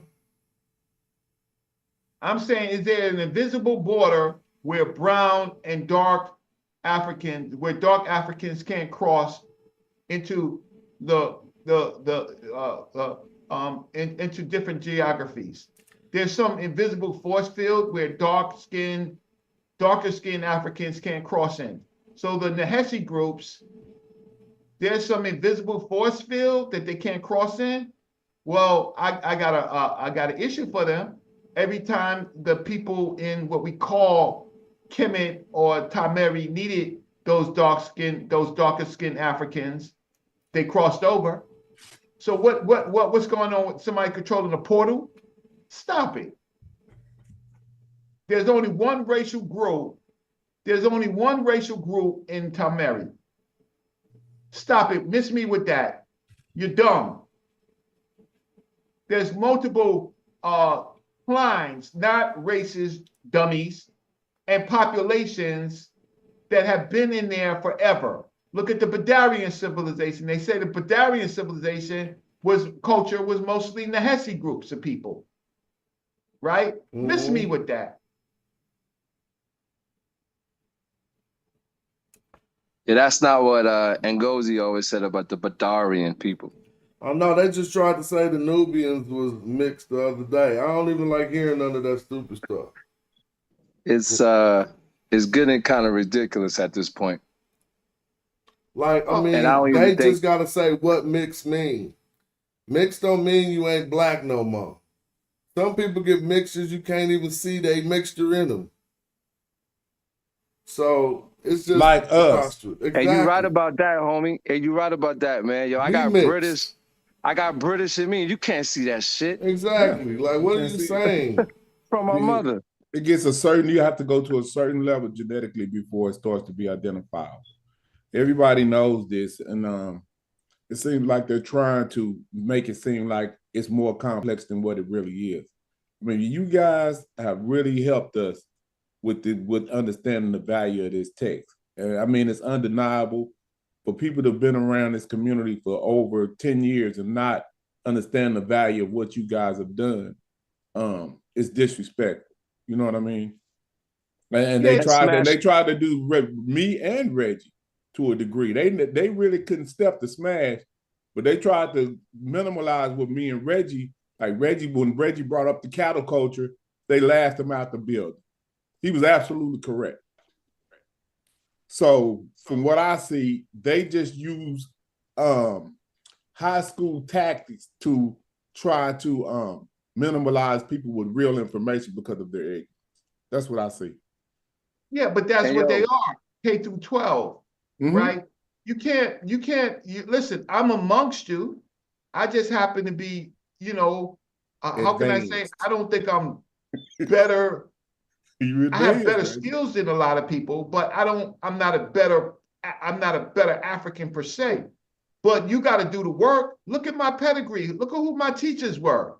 Look who my living teachers were, right? Look when I went to Kemet, or what they call Kemet. I went to Kemet in 87. When I looked at, when I went to West Africa, 86, who did I go with? Dr. Clark and Dr. Ben. Shut up. I was still in high school. Reggie, I was still in high school to in them, 86. yo. So that doesn't mean anything to them. And I was Reggie in 11th grade. That's crazy. Yeah, but watch this. It don't mean nothing to them, but who are them? What have they written? Facts. That's what they do to minimalize the truth. They will minimalize anything, any accomplishment that another brother has to be right. And that's what we're dealing with. Hey, Reggie, you and Smash are following the tradition of Black studies, yo. So I went to Morris Brown. Yeah, I met Mario Beatty. He was teaching, you know what I'm saying, about the Kemet back then. And that's back in the 90s. So you know what I'm saying, you guys are invaluable to the community at this point with this information, with this new shit, where y'all take what they had and y'all already expanded and enhanced and went on to some new level type shit. Yeah, that shit is invaluable. So yo, you got black people. You got black people doing that. I met Dr. Mario Beatty when Dr. Mario Beatty had a short afro. Exactly. Everybody, we want everybody to take a break. The chat, excuse me, I'm eating, but click that link. I ain't only doing this to support Reggie. And subscribe to Reggie's channel right now. Like, what, we gonna just let the link be there and not click subscribe? Yeah, subscribe to that immediately. Exactly, so I'm already subscribed. But if y'all in the chat watching, subscribe to Reggie's channel so you can get that back popping. All right, I'm going back to my lunch. Peace. That's all I want to say. Okay, so while Smash is doing that, let me just pull up my channel. Okay, yeah, so show us some of your videos, Reggie. Like that, if you can preview a couple of videos you got on there for us. You're gonna let me see, share where it is. Okay, so let's share right here. And I appreciate it if you share and you watch the video. So let me just put it up for a second. Do you know how many subscribers you at right now? Yeah, I got I don't know, I got about 3,000. I got 3,000. You in the game. What are you doing, Reggie? You already in the game. I got 500. You got 3,000. Shit, you should be doing. But watch this. And the community appreciates you, big brother Reggie. I'm just saying, that's that good guy. Yeah, I would hope so. But what happened to me the other night? I've never witnessed anything like that. I haven't witnessed anything like that. So I was in the audience that night, and I didn't understand it either. But the community do appreciate you, though. Yeah, so they can appreciate me by logging into my channel and subscribing. So this video right here. Okay, so let's go up here. So this video, where is it? Okay, so on my channel right now, I have Dr. Ben's wake ceremony, right? I have, if you looked, it was streamed 9 years ago, right? Mhm. If you look at this video right here, let's see, videos, get home, right? Like, you will see the video that I did, the first video I ever did, that anybody really did. What I say? Oh, okay, word. I ain't never noticed popular. that. Yeah, right there. It was right up at the top, Reggie. Right when you was where you was just at. It's a button that says popular. Right, it says latest, popular, and then oldest. Right up under that. Right there. Bam. So why is it the latest? So this video right here. That's your most popular video. That's Brother Reggie. That's with my Baba, Dr. Jeffries. It has 481,000 views, and I did it 14 years ago. You should be getting paid. Well, I'm not getting paid because I took a. That was before monetization too, Reggie. You know what I'm saying? Huh? That video is so old. It's before we really got into the monetization. Exactly. And so actually they were supposed to send me some money back because the video is only 10 minutes. But I was talking about Kemet 14 years ago on YouTube when they only gave you like 5 minutes, right? Yep. 15 at max. Exactly. I remember. This is President Small and Dr. Jeffries. We are caretaking Dr. Ben on his last moments. And then tribute to Dr. Ben. Here is a video where I was arguing with Wesley Muhammad, where he lied and said that he never met me and we never argued. And he lied. And then he goes back and says that, oh, I didn't know it was you. You look shabby. Yeah, and I worked in a law office, right? I did a video 10 years ago, primary evidence, ancient Egyptians were African. Ancient Egyptians. So I did that 10 years ago. And then people don't know that I started green screen about 10 years ago. Here's a video of my challenge to Wesley Muhammad. He called me a liar. 10 years ago, he was already on the green screen. Word. Yeah. Me at Malcolm's daughter's funeral. Me with my elders, Dr. Jeffries and Professor Patrick DeLises and Dr. And this one, this is Dr. Ben at his wife's funeral. Is that you right there? Where? Yeah, that's him at ASCAP. Bro, you look like 13. I mean, like 25, huh? That's 86. I told him I was in high school. I was just in 11th grade. Damn, show that, bro. We want to see Reggie when he was young. See, y'all got to pay respect to brothers who dedicated their life to this. Like, I'm trying to tell you. If we was white, we'd be in institutions getting big sponsorships. And you got these fools trying to disrespect, you know what I mean? Hold on, let us see the lineup, Reggie. You went too fast. The lineup, it was Richetti Army, Dr. Carruthers. So watch this. So we're in this conference for ASCAC, right? And we have a local ASCAC conference, right? I'm gonna tell you the lineup. Watch this. So put it on the. Who speaks first? Put it on the big screen. Yes, stretch it out right there. Who speaks first? Right? Dr. Richetti. Hold on, stop. Right? People in the chat ain't gonna even, hold on, Reggie. People in the chat ain't gonna even be able to name these people. That's Reggie? Wow. Look at young Reggie. So I'm speaking, Dr. Ricchetti's introducing me. I'm speaking after Dr. Richetti, right?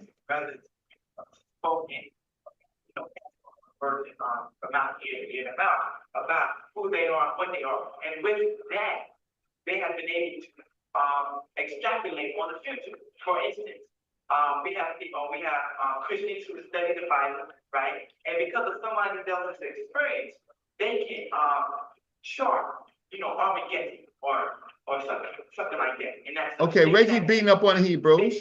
Wait. Right? Why?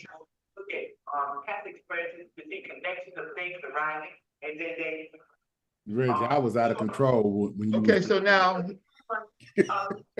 I'm just thinking about where I was at. That is crazy. Man, do you know what I was doing in '86? About our past, about our present. And the point of methodology is, how do you go about gaining that knowledge? How do you go? So we was learning about methodology. Did you hear her talk about methodology? Mm-hmm. Let me play Dr. Richetti back. Very important. Watch this. Can you cut it up, or am I tripping? Really understand that we need an Afrocentric perspective towards looking at history.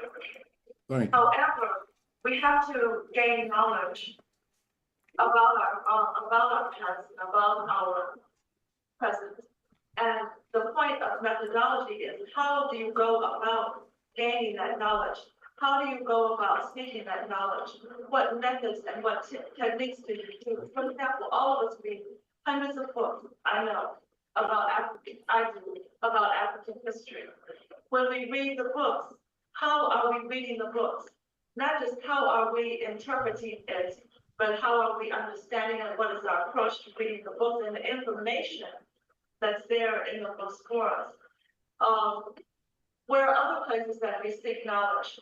And what are our questions about the other places and the other methods of seeking knowledge? So in other words, methodology really deals with how do we go about gaining knowledge of our past. You know, we have an Afrocentric perspective and focus when we're doing this, because all the members of ASMEC really kind of understand that already, and we have that already. But we still might be confused, because the materials that we're reading, the places that we go, the research, the people that we're talking to, the kinds of information and facts that we are gathering and collecting, what do we do with that, and how do we understand that? That's a very excellent point that he made too about revisionism. Perhaps I wouldn't call, methodology that revisionism. You see how she's dealing with methodology and revisionism, and she's doing this in 1986, right? And the pseudo still don't get it. So is this Blackology? Is this Blackology right here? No, it's not. Definitely not. You want to know what's funny? I know it's but this is what they use to demonize. But this is what they're going to call it. But check it out. That's how they demonize it with these type of terms. No, some of the people who teach in our classes today actually got the arrogance to think they got one up on Reggie. And a video like this will make you feel really, really stupid and humble. Gullah, where you at, Gullah? Come on, man. So now after Dr. Richetti speaks, right? Okay, remember, what you don't know is that I'm chairing this session. That's what you don't know. What you don't know is that I'm chairing this session because I'm the first vice president of Eastern Region at this time at age of 22 years old. So I'm chairing the session. Woo! This is my part of the You should have saved this for a debate, Reggie. You would have cooked somebody, bro. Mm-hmm. You would have been like, let me show you what you don't know. Go right ahead, though. What you said? So no, I don't have to cook fools. They're not on that. Listen, I'm a human. I'm a brother. But I was chosen. I was voted in at 22 years old to be in charge of ASCAC study groups, right? So I had more than 600 people in study groups. So I'm not arguing with no hobo walking around with a string on their a string in the back on their not string, but a pole and a pole walking around from place to place acting like they are somebody. You show me where you was doing something in 1986 on video. Right now, watch this. Now watch the lineup. So here go Reggie again, right? So Reggie comes back, right? We need to release ourselves from the library. We need to do this. We need to engage with this methodology, what is applying for us now? Do we rebuild the will? Do we rebuild the will? Do we rebuild something that we already built, right? At this day again, or do we use what we have? Okay, so we once again thought we have to use what we have, and we have to project what we can build, the tools that we can build to help us, right? But there's work that's already been done, right, by African scholars, right? That we need to begin. Okay, so that's young Reggie, brother Reggie. But who comes after brother Reggie? Oh, be surprised. How we must read it. We must figure out. Who comes But after? I would say it's that way. The Ben. Spiritualism as Look, I see him with the kepper around his neck. Beautiful. Oh man, this video is just valuable, valuable, valuable. That's why y'all need to subscribe to Brother Reggie channel right now, so cats can stop tripping off. You can see the history and you say, okay, I'm out of pocket. This dude been studying this since he was 20. So Dr. Ben, now mind you, Dr. Ben is going to speak in the same panel. Who else is going to speak? Well, this is Dr. Ben for a few seconds. And then we're going to look at who's going to come after Dr. Ben, right? This is before religion. Spiritualism is that which causes people to be for themselves and their interests. Spiritualism is the... He didn't say spiritualism was spooky. Did you hear that? He didn't do the spooky list on spiritualism. He's talking about community. That create philosophy. But how can it work? How can that model work when it is based upon... Anybody know who this is? Anybody know who this is? You got me, Reggie. Nope. I got to Nope, give it I up. don't You know got that. me right here. This is the original Senjetti. This is Dr. Jacob Carruthers. Carruthers, yo? That's Carruthers?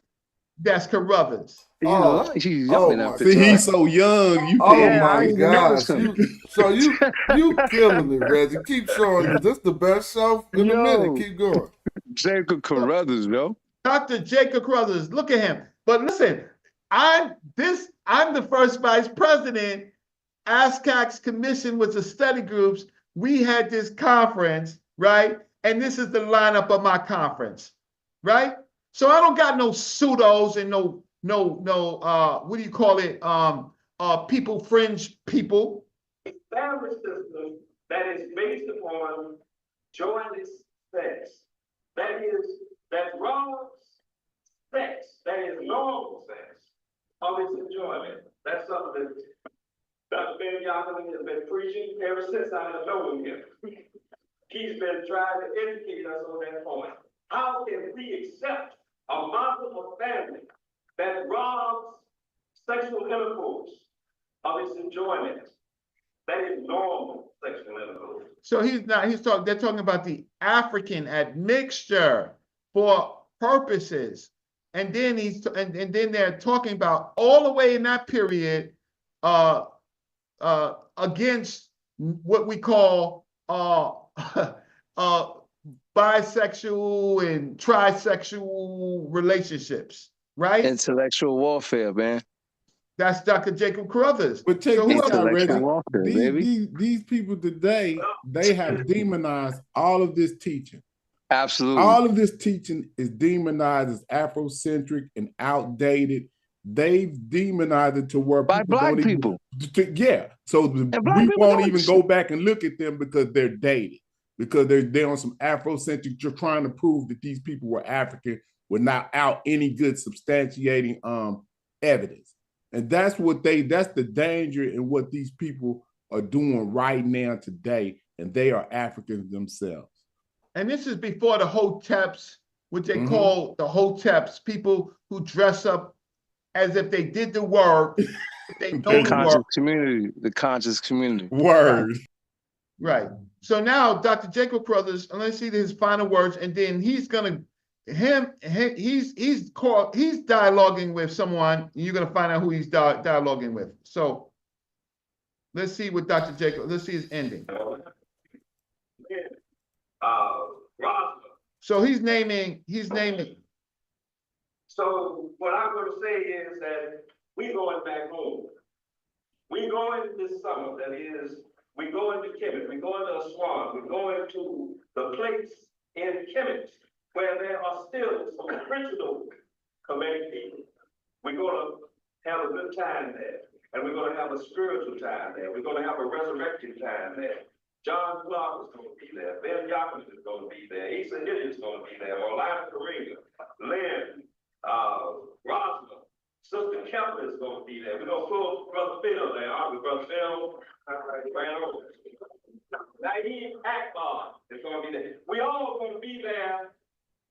And everybody in this room is going to be there, either in spirit and body, or if not in body, certainly in spirit. So this is 86 going into 87. We will go to Kemet in 87, right? I will be there. I will take 100. I was elected to take 120 people. I was the youngest. I don't care about what anybody say. Before all these tour groups and all these other groups of people doing it, I took 120 people for ASCAC, right? I was in middle school, homie.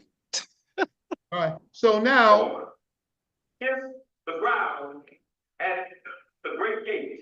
wait. Now he's going to quote. Have a good time there. Now he's going to quote a famous text that I think is Sinui. Wait, listen. And we're going to have a spiritual time there. We're going to have a resurrected time there.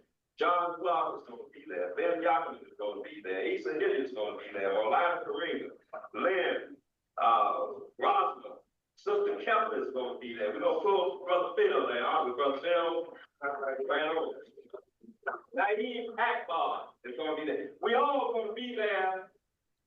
And everybody in this room is going to be there, either in spirit and body, or if not in body, certainly in spirit. And what we want to do there, as we go back to the Black man, is tell every African in the universe, including those who are physically on the continent, to come back to the Black man. See the city where you were born. Kiss the ground at the great gate. And mingle with friends.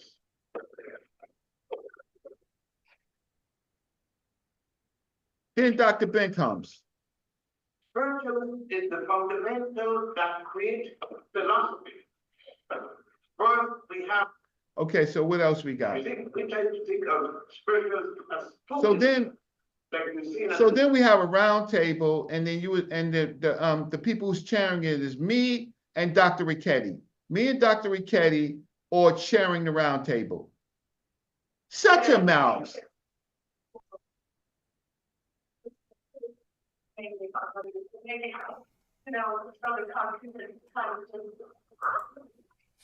Reggie, go on the stream on my page till you get your page popping every day. Whenever you're ready, I'm gonna just give you some permissions to do that, bro. Come on. Hey, what? I said stream on my page until you get your viewership popping. You can just do your videos every day whenever you want to and lead people to your channel to know where they could get this at.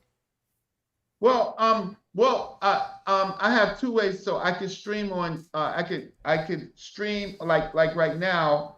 I could cut this out and put it on my page, right? Just for as an uploaded video, and then I could also, if I have time, stream and if it co-streams to my page, that's fine.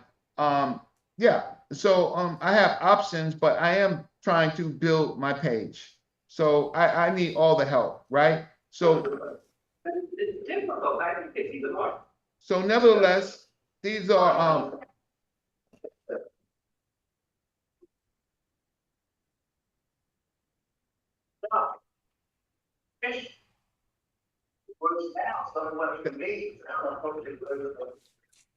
so that's Dr. Richetti's husband. Here's LeGrand Clegg. Young LeGrand Clegg speaking. And that's about it that I want to show on that. So all these young boys that just grew some balls, right? And they got some hair on their chest, who say the things that they say about me, the disrespect that they talk about me, like they have done any of the stuff that I've done. They're out of their mind. They're just simply out of their mind. I stood with the grapes. I chaired panels. But then there was a time period. There's a different time period of my life, and then I came back. I came back to the work. I came back after many years of the work. I even have on my channel Asar Imhotep, who Asar Imhotep. He is gonna. Let's see what Asar got to say. Man, cut it out, Reggie. Don't do it.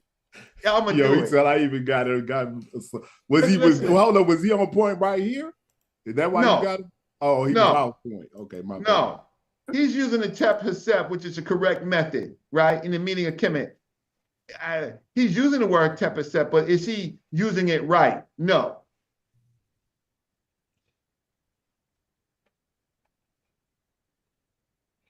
He got tore up at this event. He got tore up at or not? And please highlight. You know what I mean? So here's Asar's argument: the correct method in the debate of the meaning of Kemet. I don't know. I first started researching this topic. Who cares? Young. And who cares? What preparation should young scholars make to undertake? See, that's the type of shit they be doing to try to justify. I was yeah, that's shit. How you gonna say that to Reggie? How you gonna say that with Reggie in the crowd? What did he say? He first started debating when he was young. Like, cut it out. I was 22 on the head of ASCAC. Yeah, like I'm not listening to him. So he's talking. He's gonna use Dr. Sheikh Diop, but what people do not know, in '86, I was on my way to meet Dr. Sheikh Diop with Dr. Jeffries and Dr. Clark. He died in, I think, April, and we got there in the summer. He had already died, so we ended up talking to his wife. Right? Oh, I'm not trying to interrupt you, but I'm a businessman, and I want you to understand the difference between streaming on other people's pages and streaming on my pages is you get a revenue split. See, ain't nobody gonna come out their face ever even talking about the bread. They want the bread for your streams just to go to them. That's not how you open up game. And so really, I'm saying you don't gotta wait to be monetized. Just start streaming on my page, and whatever your videos generate, that's a revenue split. But keep going. I just wanted to toss that back in there. Go ahead. Hold on, Reggie, before you go any further. It was something I wanted you to speak later on about how they misusing Dr. Clark's Black versus African ideology. You and Elder Flag, peace, Elder Flag. I see you in the building. But I'm tired of them using Dr. Clark to say that he didn't understand the difference between Black and why he wanted us to use African to identify where we come from. See, they're saying that he just wanted to just totally discard Black. He was just saying, excuse me, that's just a descriptive. It doesn't identify where we come from. That's all he was saying. But they're saying that he just totally discarded Black like it was just invaluable to us as identifying us as a descriptor. Well, they also hating, and they take his statement out of context and apply it to our modern day research. He was in the time when "I'm Black and I'm Proud" was a hit song on the radio. Right. When you go ahead.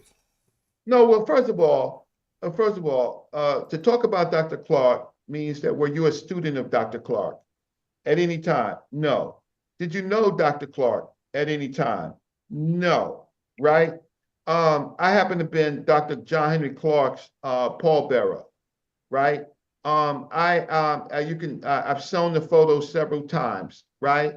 I used to read to Dr. Clark when he was blind, right?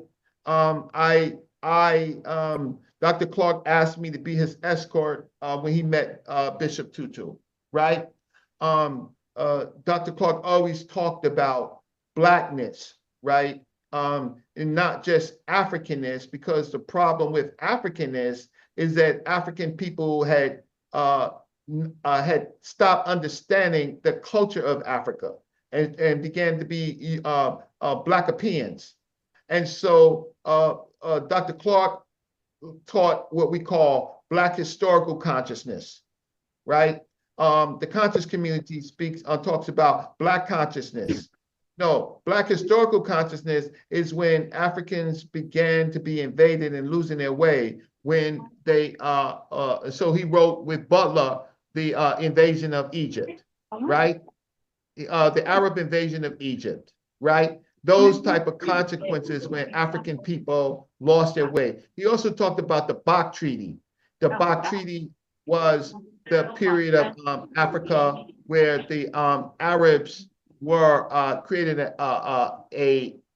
the Africans created, the Arabs invaded Africa and created a treaty. We talked about that, right? And he wanted research on the Bach Treaty, and I fulfilled that because I, as a researcher, found a rare conversation between the governor of Egypt during the Bach Treaty, where he was telling Africans, fulfill your obligation to give us slaves, right? So he's talking about let's move on to when he gets to his point. So I'm trying to get to Asar's point. I'm involved in several different research groups. So, Asar's always talking about his several different research groups and all of that. That's fine, right? And that included the Amira Squad, right? At that particular point. Now, here goes his theory. Watch this. Watch this, family. Yeah, this is going to be crazy. So it's called a contribution to the debate, reading of the place named Kemet. This is a prelude to a larger work that we're doing on this subject. Next slide, please. So I want people to understand that, again, this is about linguistics. And historical comparative linguistics is akin to astrophysics. It's akin to quantum mechanics. It's math. Did y'all hear what that say? Did y'all hear let me play that back again. Is akin to astrophysics. It's akin to quantum mechanics. It's mathematics. And so I don't know too many linguists here in the audience. So I'm not going to try to bog you down with all the technicalities of linguistic. Press pause, bro. That was straight disrespectful. That was don't disrespectful. You do that. Yo, that was disrespectful to him. Wow. The top scholar. You better humble yourself, homie. In terms of the meaning of Kemet, it's just like this equation here, that E equals mc squared. Everyone's familiar with this. Energy equals mass times the speed of light squared. Right? But this is that rest mass. Usually the real equation has a delta sign. The change in energy equals the change in mass times the speed of light squared. Next slide. But what people don't realize is that behind that equation, that's the reduced form. There's dozens of other equations. This is a picture from the only picture. This is a reduplication of the only picture of Einstein working on. So linguistics is equal to a special relativity, right? So it's that complex. But I guess, and you got to put it on the board, and I guess only Asar knows linguistics. But let's go on. So he's going to go and spend his whole presentation talking about relativity instead of Kemet. But let's go. Let's go. Now, his historical linguistics is mathematics. I don't want to deal with that. That's crazy. Remember, he's supposed to be talking about Kemet, right? How did this even happen? So now, watch this. So now he goes to Sumeria, right? And he's going to say that, watch what he says about Kemet now. Watch this. The rules that describe the patterns. Next equation. Next slide. So when I come out with my equation that Kemet means damp ground, irrigable land, riparian land, etc., just like the MC squared, there's dozens of other formulas back in simplification. And so that you can't cover in 20 minutes. But this is my definition for those who don't know my Let's position. just stop. Let's just stop real quick. Real quick. See, this is so crazy. Because even if I asked, and I still haven't, I'm going to buy his book. I haven't bought the book yet. But these two examples that he's using are only found in the text corpus twice. That's the first time on top and the second time on bottom. So how are you about to mount an argument that the definition of the root term, not the classifier that changes, but the definition of this root term, Kim, Kemet, because it got Kim right there for wet, irrigated, damp, and fresh, not black. In a language he made up called Kikam. What? Please, I don't know. I don't know enough African languages. I don't know enough African languages. Can someone tell me what is Kikam? But did he say he made it up? Just please, what is Kikam? Seriously though, blood. Like, I don't know if he made it up, but if you made that up. But hold on, I saw got writings that he made up. He made up a phrase for African American people. So I don't know if he made this up also. I'm so serious. Well, he knows a lot more African languages than me, and it must be something behind it. I'm never going to go with my first suspicion, right? I'm just going to say that I'm under the impression that I've never heard another Egyptologist. Maybe I need to read some more African books, but I never heard another person's chematologist or nothing say Kikam. Well, it doesn't matter because he said that Kemet, which is what we call Medu-Neter, which is an isolated language, is somehow connected to Kidoro, which is a Sumerian language, right? Which is isolated. So these two languages never met, but he's trying to say that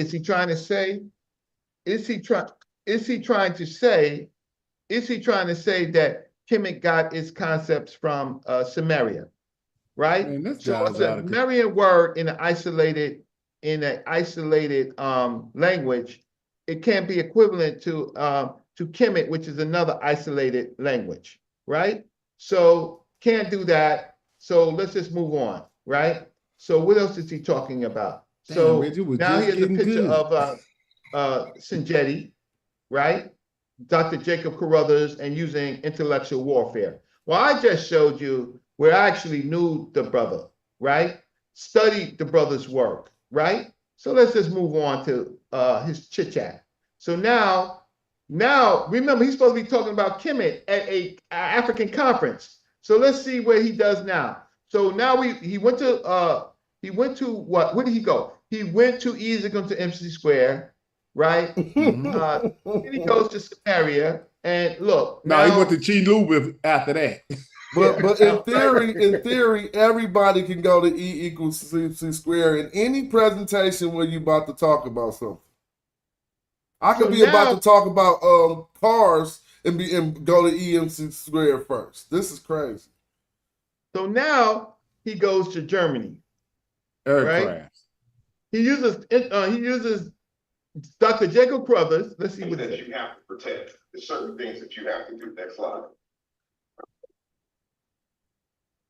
For anyone who has any military background, you know that. Does he have military background? No, you never say that when you don't. I don't know what he got, but I'm saying you don't say things about what you don't got.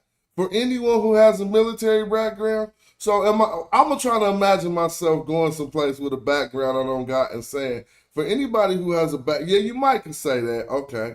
So, because those are the people, I'm just giving them the benefit of the doubt. You might say that even if you don't got that background.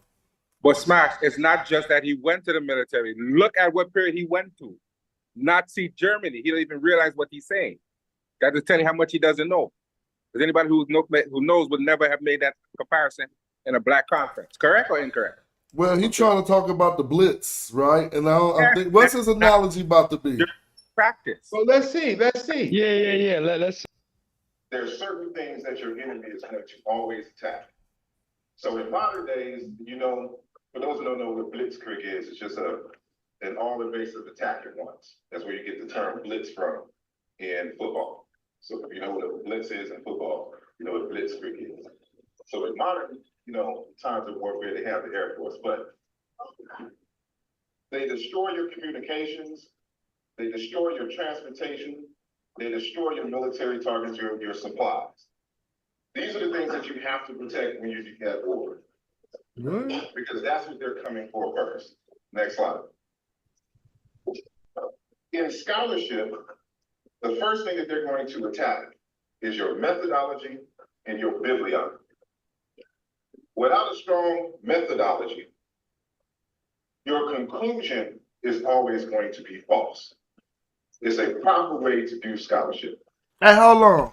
And this is the thing that all right, we about to bring him to an end, and we about to show Dr. Mario Beatty's reply to this, because we're giving this too much light on the show. Let's let it get the last little. Let's land this plane, and I'm gonna show Mario Beatty. I don't know if I have Mario. I got it queued up, so you can land the plane wherever you're at. We're gonna show the people how the elders weighed in on this. Before they start thinking we hating, we need to show that. I want to answer your question. I'm not gonna play any more. We got Brother Flag trying to get the floor. Peace, Brother Flag. Peace, family. Hotep Reggie.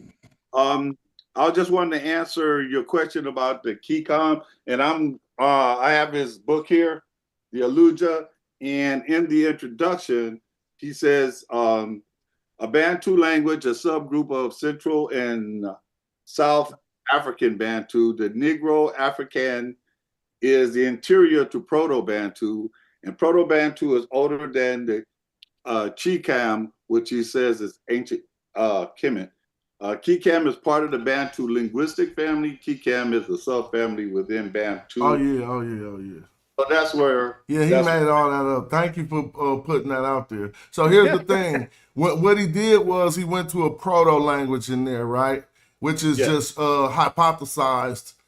And in Proto Bantu, I think they only got 13 of the sounds worked out. I could be wrong. But whenever we go there and then say, he didn't even say where he got that key cam from. He just tried to put it in a Bantu language group, which, I don't ultimately have, if that work gets completed, then I'm not against that. But that ain't even the conclusion that Obanganam came to.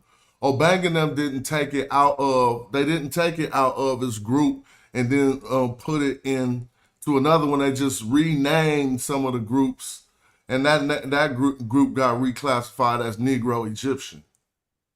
And I go with Obanganam on that. He's going with some guy in Boli's work, not with the key cam, but with some of these other changes up. But I would like to thank you for showing us that. Well, and I was trying to help the conversation go forward in a more unified spirit, because part of the thing in the academic realm, okay, I'm getting an echo here. Am I still on? You guys went away. Okay. Yeah, we can hear you fine. So what I'm saying is that one of the things that we do in academia is, you test your theories. And if you can't test your theory or your claim within the community and within the academic community, we spent a lot about without it devolving into some kind of schoolyard brawl, then we're missing the point of what we're supposed to be doing here. That's number one. And then the other thing, Reggie, you misidentified the elder from the Western region. That was not LeGland Clegg. And then the third and final thing I want to say is that one of the things that most impressed me about Reggie, among all the wonderful things that he's done over the years, is that he brought Dr. Ben to the ASCAC National Conference from Harlem, and I think it was in Atlanta, Reggie. Is that correct? If memory serves me. But if you guys have any idea what it's like to deal with an elder on a drive that far and at his advanced age, I mean, to me, that was something that you get an extra star in your crown for, Reggie.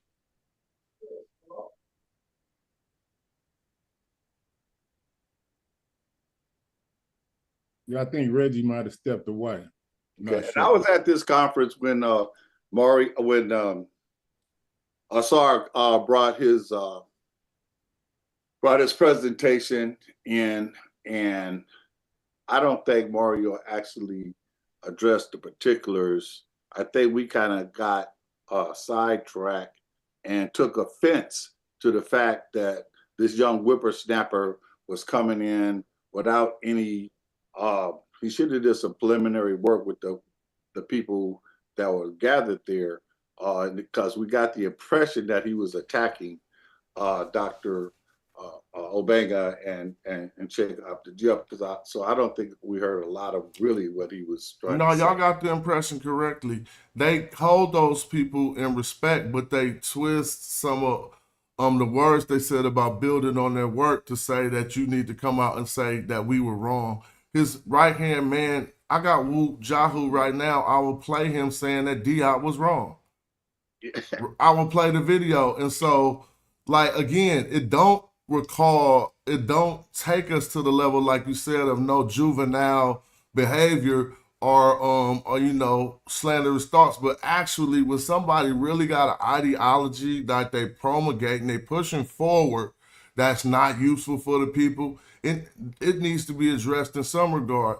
And even words, and I'm not going as harsh to say a word like shame is useful in those instances, but that's where that statement comes from. When somebody does something so egregious to, you know, okay, you about to say that Kemet don't mean the black people, you might qualify for being shamed. And so I'm not saying that this is what Dr. Mario Beatty did here either. I did not see, I wasn't there to even witness the vibes of what was going on. So I will take it from you, Alan Flagg. You said you was there and that's what that was, is all wonderful. It just seems as when we watch this, how Dr. Beatty went to his conclusion, it seems that he also felt attacked. Not just, you know what I'm saying, because we know what he teaches about Kemet. And so I'm just going to play this real quick so the audience can watch another presentation at the same conference addressing the same subject matter about what is the meaning of Kemet. I won't play it all, but people will be able to get the gist of how it was going down. The title of my presentation is Why Reconceptualizing National Identity. Next slide. I'm going to dedicate this presentation to Sheikh Anta Diop. And next slide. And in the 1974 UNESCO Symposium, Sheikh Anta Diop actually gives credit to the cipher. Cut it down? Yeah, it's kind of loud. Nah, you good. No, how about cutting yours down? It might be cool. I didn't know how you I'm just saying it might be cool for everybody else. Okay. What the word Kemet means. He actually gives credit to another African. This other African, he says, is Susu Nsugan, was to compile this part of the present chapter. So I give credit to this brother too, for this particular piece. Next slide. At the UNESCO conference, just a brief review. At the UNESCO conference, when you read the proceedings of the unabridged volume of the General History of Africa, Volume 2, there is a debate, many debates, but there is a debate around the word Kemet. But the main protagonist was a brother from the Sudan, Abdel Gadir Abdallah. And Abdallah, I kind of feel like we're recreating the 1974 UNESCO conference. Because Abdallah said at that conference that the word Kim didn't mean black. And that was what started the whole tete-a-tete at the UNESCO Symposium on the issue of Kemet. And so immediately after he said that, a French Egyptologist, Serge Sonoran, intervened. And Serge Sonoran intervened and said, no. Kim does mean black. And so Serge Sonoran and Jean Leclerc, their debates with Sheikh Anta Diop were over issues of race and culture, but not an issue of whether or not the word Kim meant black. Next slide. By way of conclusion, so if I don't complete my time, I'm going to give you my conclusions up front. Okay? By way of conclusion, the word Kemet refers to a novel ethno-geopolitical national marker of identity that was primarily forged in the cauldron of the internal contradictions and politics of what is referred as the first intermediate period. Novel in two fundamental ways.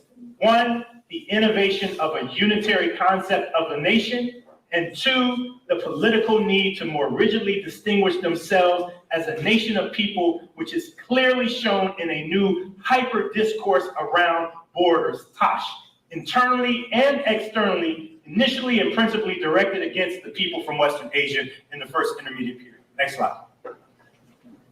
So, how do we know? So, Asar, gave some examples of my work, and I'm going to give some examples of your work. How do we know that Asar Imhotep means Osiris who comes in peace? How is it that we know that? We know that through a process of historical evolution within the Kemetic language, where Asar is Usire in Coptic. E, which is to come, continues all the way to Coptic. Hotep is a word that continues from the beginning all the way to Coptic. Asar's method, unfortunately, is not a historical comparative method, it's an ahistorical comparative method. It's ahistorical in the sense. How he's like a battle rapper. Let me ask y'all something. I don't want to belittle him and call him like a battle rapper, but he just did a whole presentation on the method. Trying to act like he got the right method, you know what I'm saying, to understand what Kemet is. And I don't know what y'all seeing, but he is on his head. Like, you not even using the historical method, you're using the ahistorical method. So he's agreeing with you. He's agreeing with you, Smash, because and I'll tell you this, then I don't have to go. But after the conference was ended, Asar, I stood between Asar and Mario for, I don't know, it seemed like hours, but they went back and forth with what his points were, and to the point that at one point, Greg Kamati Carr looked over and he was breaking from his conversation to come over because he didn't know, because it got loud. Okay. And so anyway, afterward, I said, is it possible? Can it be this and that? And both of them together said no. Later on, I asked Mario what was the problem. He said he does have linguistic skill, but he doesn't have the nuances and he hasn't did enough work. That's why he's in error. And I asked Asar, I said, have you been putting your papers before him so he can critique it before you bring it out? And he said yes and no. So it's been a thing. One of the things that I think it may be partly a lack of being humble. Asar came in there and at one point said that they didn't show that. I don't know if it was a joke or whether he was talking about Obenga, and he said he didn't show his work. And I said, this kind of arrogance, this kind of lack of respect for the work of ancestors is what you said, is shameful. And I agree with you 100%. But we're gonna keep on at it, and I love what you guys are doing, and I'm really appreciative of you helping Reggie to get more well known. And remember, all of this began with the Association for the Study of Classical African Civilization, and the Western Region is going to have our conference, and I'll give you some more information and send out the link to you guys. That's the first week in December. And thank you for allowing me to speak on your platform, Smash. Thank you, Brother Flag. Always welcome. Thanks for coming on. Thank you, Elder. I could say something, Clark? Yeah, go right ahead. You know, we have this talk about a race on all of these platforms, particularly Black platforms. But none of us ever take the time to distinguish Black is not race. Black is referring to a skin color that then was turned into this thing called race with a whole lot of other things behind it that have no scientific basis whatsoever. If you're Black, you're bad. If you're Black, you're this. If you're Black, you're that. You never hear any geneticists use race. They use the word Black and they can use the word white sparingly, but you never hear them use the word race within their conversation. Then we have to ask why they don't do that. There's a reason why you don't hear anybody who considers themselves a professional use that word. And we never discuss why they don't use the word and why they especially use ethnicity. We don't discuss that. We never ask ourselves why.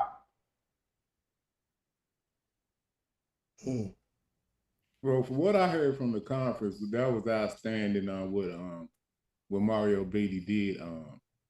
I mean, he just kept it straight down the line. I mean, the Coptic came, I mean, the continuation of what that same like Elder Flag said, same thing you've been saying, and Brother Reggie and anybody else. Did y'all know that I spoke if you listen to Mario's speech, Asar spoke first, I spoke second. No, I spoke first, Asar spoke second, then Dr. Mario Beatty spoke after me and spoke after Asar and talked about some of my ideas in his work, right? And so there were several people that were supposed to come on that panel. Ujawa was supposed to come, Ankh was supposed to come, Ned and Neb was supposed to come. And it was supposed to be a full debate that ASCAC gave us out of their time. However, Dr. Mario Beatty summarized it all as being who he is, Dr. Mario Beatty, right, PhD, and he brought in some history. And so if Smash was to play the whole video, and I take the video, that's my video. It's not ASCAC's video, it's my video. I take the debate for the people. So it's interesting that Dr. Mario Beatty talked all about the history of the place, right? The people, what is, and talk directly to methodology and directly into the work. And he said what he said to Asar, that Asar's work is ahistorical, right? Yeah. Meaning, right. And so that's what Smash showed before we got into this dialogue. I'm looking at a comment you got I that want to whole address video? real quick. You got the whole, okay. I'm looking, sorry about that. I'm looking at a comment from Bam Su I want to address where he says, Coptic doesn't translate the Sesh Medu Necher, which could be true, but you want to caution yourself there because I don't think that's actually what Dr. Mario Beatty was saying. But it is one of the last surviving languages, stages of the Medu Necher, where 50% of the inventory of Coptic words are old Medu Necher words. So you're right, it won't translate to Sesh Medu Necher because you're going to have an inventory of 30% of words that are Greek and 20% which are original to the language of Coptic. But 50% of the Coptic terms are Medu Necher. So I'll challenge anyone, including all other African languages you want. Even I'm going to call out my boy Zoo, and it's not a call out, but Zoo is very good at showing how African is close to Wolof. I challenge him to go do the cognates in Wolof or any other African language and the cognates with Coptic, and you'll come up short by a hell of them. Cats be having like 12 words and saying that stuff line up. When you go into Coptic, almost every key word is a word from Medu Necher. And so yeah, 50% is high. Yeah, yo, this is Todd. What's going on? I just wanted to chime in real quick and kind of build on something that Joey mentioned. It seems to me that we are arguing about, we said Kemet meaning black, the black term as a description, and then the word race as as like a discriminatory term. And it seems like it over the history of man, it changed. The word black changed, and it turned into the word race. Part of the word race, or part of the definition of race, dividing cultures by color. Anybody argue with that? I ain't got nothing to argue with about it. It seems the way that the Greek assessed things, they were some to try to make. I mean, you could say no, it happened before that, but they made some of the initial attempts at trying to match up colors with attitudes and ambitions, or whatever you would call them. Mannerisms. They started trying to match up color with mannerisms of different people from different continents. So when we look into that, what is it, physiology or something like that by Aristotle, he wasn't trying to mess up. He wasn't trying to talk bad about the Egyptians when he said this about too black and marks you like a coward. If you go through the rest of the book, he got other negative comments on other negative places, and this is some of the first literature where they're marking things like bravery with a color. You see what I'm saying? And so eventually it's going to, the Europeans develop it even further. I'm talking about... Okay, now hold, pin right there. Keep your thought, pin right there. So let me ask you this. So do we say that colonization started with the Greeks? No, I mean, I would not say colonization started with the Greeks. It was people who came out and they set up... Well, so let me ask you a question. How do you define colonization? How do you define it? I mean, because some people call it an empire, see? And that's still colonization. If you go into other people's land and tell them what to do, basically, and they go by your rules and they land, that's basically colonization. Right.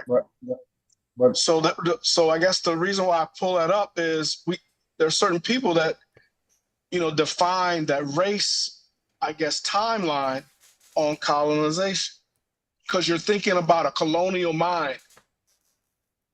You're using a colonial term. You can't, race. So you can't say black. You can't say black. And I think that's incorrect. But then, where are you starting your colonization? Well, they typically started with European stuff, but everything they say just ain't true. First and foremost, we just shown how the Greeks, right, and the Egyptians called themselves black. Now, if we start to line it up with the wars of Egypt, we could clearly see how they stopped calling them black. But let's just start with the Greeks. We ain't got to go back too far. We'll be about 400 or 500 BC, right? You could go back further than that. Most of the accounts go to Herodotus time period and then more recent. And so who was on the throne or just getting off the throne at the time when they was there? See, here's the thing. The Greeks knew who the Persians were, correct? They fought them, right? Right. So they knew them wasn't the Egyptians. We're fighting Persians who are in control of Egypt. They also, to keep it a buck, knew that they were the Greeks and not the Egyptians. Even though they took over Egypt, it's just like we know we're the Americans in Iraq right now. You feel me? Like, they know there are Americans there. They're just in Iraq. And so the Greeks knew the same thing. Even though they were beaten down, say some Americans in Iraq want to take one of the highest Iraqi positions just because he could do that because he in control. That's just like a Greek calling himself a Nisu. But when they said how the Egyptians look, they let you know because they didn't describe themselves. Okay, so we started with, I mentioned the Greeks and colonization. So to me, the definition of colonization is exactly what you said. So when the Amu came in 1600 BC, do we have anything where there was a difference in color at that point? No. The people in the region in North Africa in the Delta, there were different groups. There was the Rakit, there was the Chitino groups of people, and then there were what they call foreign rulers. You have to understand that there was a king called Nehesi, right, who was part of the Hekakasu, right? So the issue of racial issues really began to occur during the Greek period, during the Serapis type period, right?